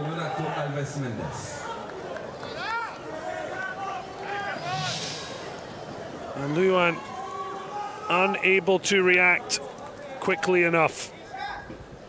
And this could be the headline maker in Paralympic blind football. Germain Mulek knows he can be the history maker. But he's up against Nonato, the three-time Paralympic blind football gold medalist. Brazil, 5 gold medals out of 5. They've never failed to reach the final. They've never lost a match of any type. He must score.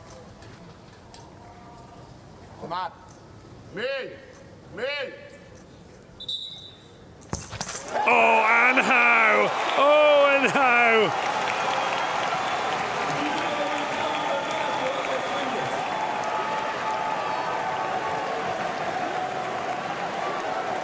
Mulek, absolutely no chance. Just was rising and rising and right into the top of the net. Under all that pressure, the 37-year-old did not sweat a beat.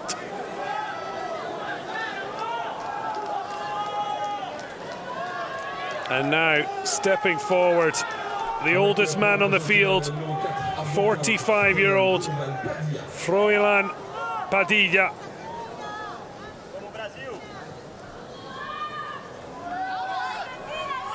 Grew up with 7 siblings in Santiago del Estero. Actually moving to Buenos Aires at 26 with one of his brothers.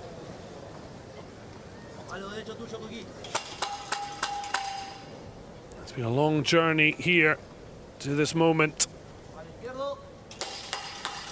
Right and left marked out.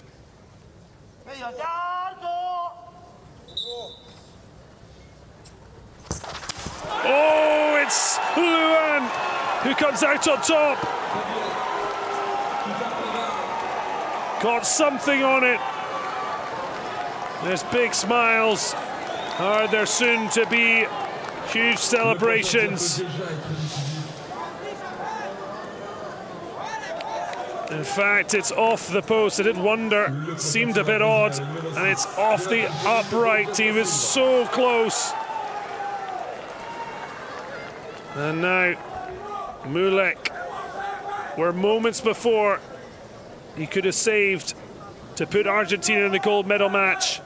Now, the world champions goalkeeper must save. to keep Argentina in with a shout. What a moment for debutant at Paralympic Games, Jonathan Borges da Silva. He can fire Brazil back into the gold medal match. It was 3-2 when these pair faced off in the first ever gold medal match in a penalty shootout that crowned Brazil gold medalists, and they have won ever since.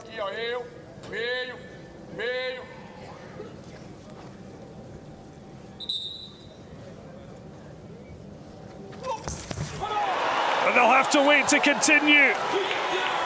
The legs of Mulek keeps this penalty shootout going.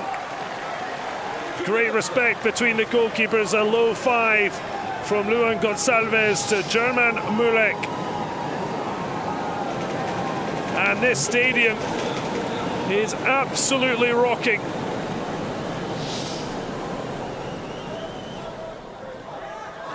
Numéro 6, Matthias Martin.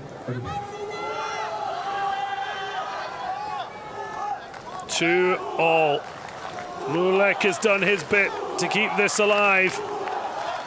The cries of Luan.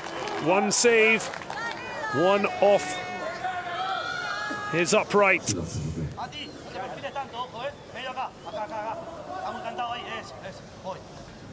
The pressure, the tension.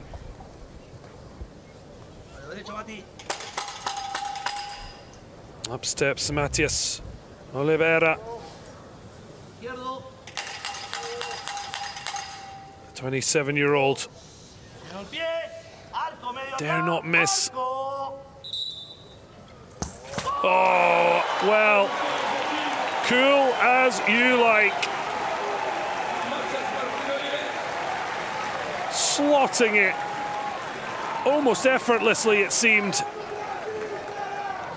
And how the pressure pendulum swings.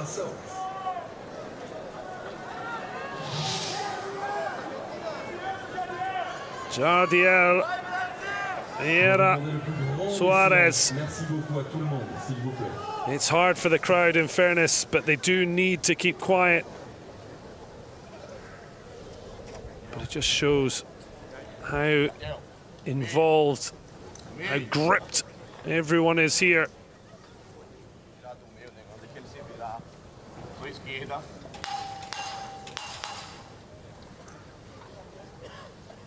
The 28-year-old, golden in Tokyo, golden at the Pan-American Games. He does not want to be the one to miss.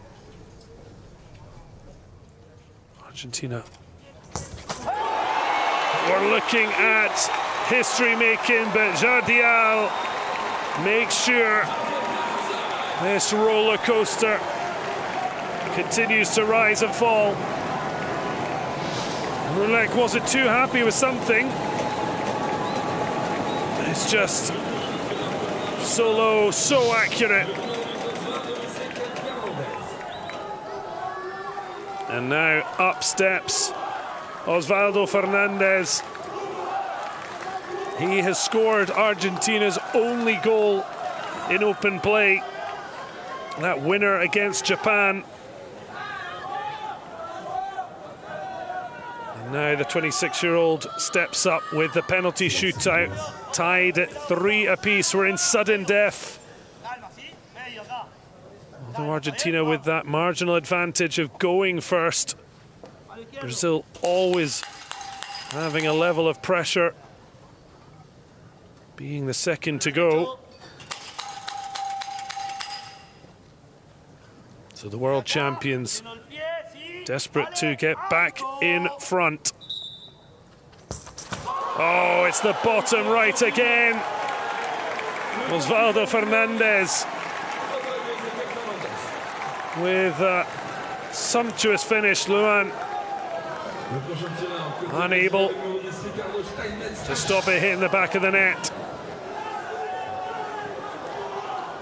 Just a little bit outside of the toe. And Argentina, if this penalty does not go in, The scenes are going to be beyond euphoric.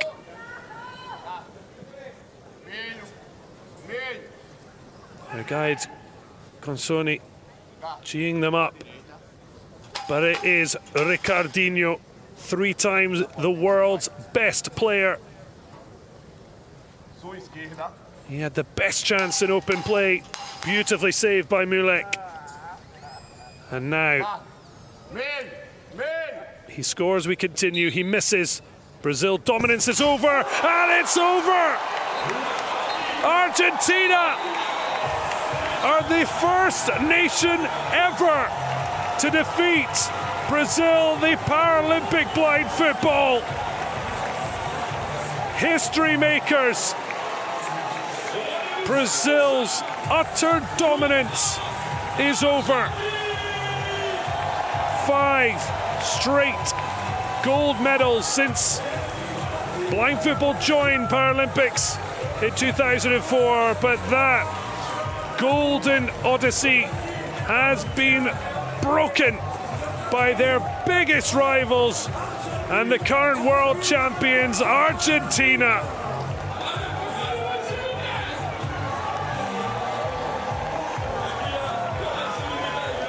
Well, great sportsmanship as well, but you can understand why. There are not just celebrations, there are tears. Ricardinho striking off the post. One of the best there's ever been. But once it's penalties, anybody can miss. Padilla, Fernandez, they're all strewn out over the pitch. But now the Brazilian team come across, and it really is a touching moment, a Paralympic moment, to see great rivals still embracing sportsmanship.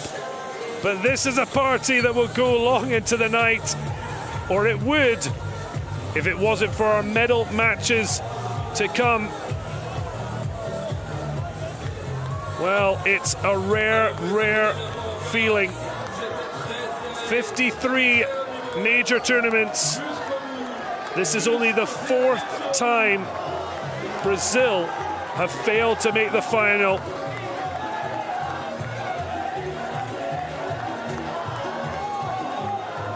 Argentina lost in that first ever gold medal final against Brazil on penalties. But now they, 20 years on in Paris under the Eiffel Tower, have beaten Brazil by 4-3 in the penalty shootout. They'll go to the gold medal match. Brazil will battle for bronze. So there is our lineup. France, the hosts, taking on Argentina. A new Paralympic blind football champion will be crowned, because Brazil will face Colombia in a rematch of the World Championship bronze medal match. The mix of emotions. Still, the support is there, the love is there. But no one wants to be the first team not to win gold for Brazil. But Ricardinho and Padilla, a wonderful picture. It was a gritty match, but it shows how it could change. Ricardinho had an incredible shot, saved by Mulek. But in the end, Argentina to the gold medal match.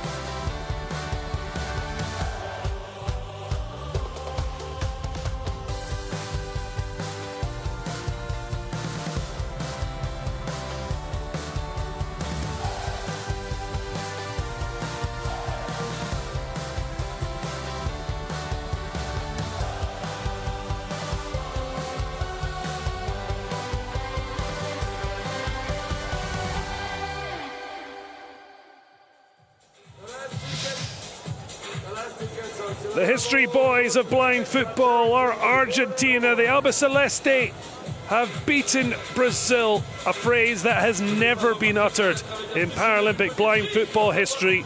The five-time reigning champions will have to battle for bronze. Argentina will face the hosts France for gold, but they have guaranteed themselves a medal, and under the lights of the Eiffel Tower. So congratulations to Argentina, and Brazil will face Colombia for bronze.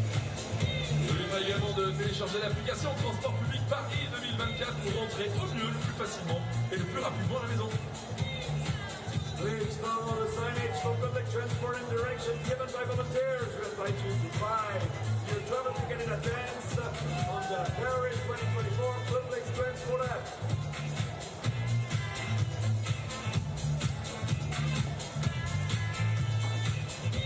Le espace poursuivre la fête grâce à la carte des jeux disponible.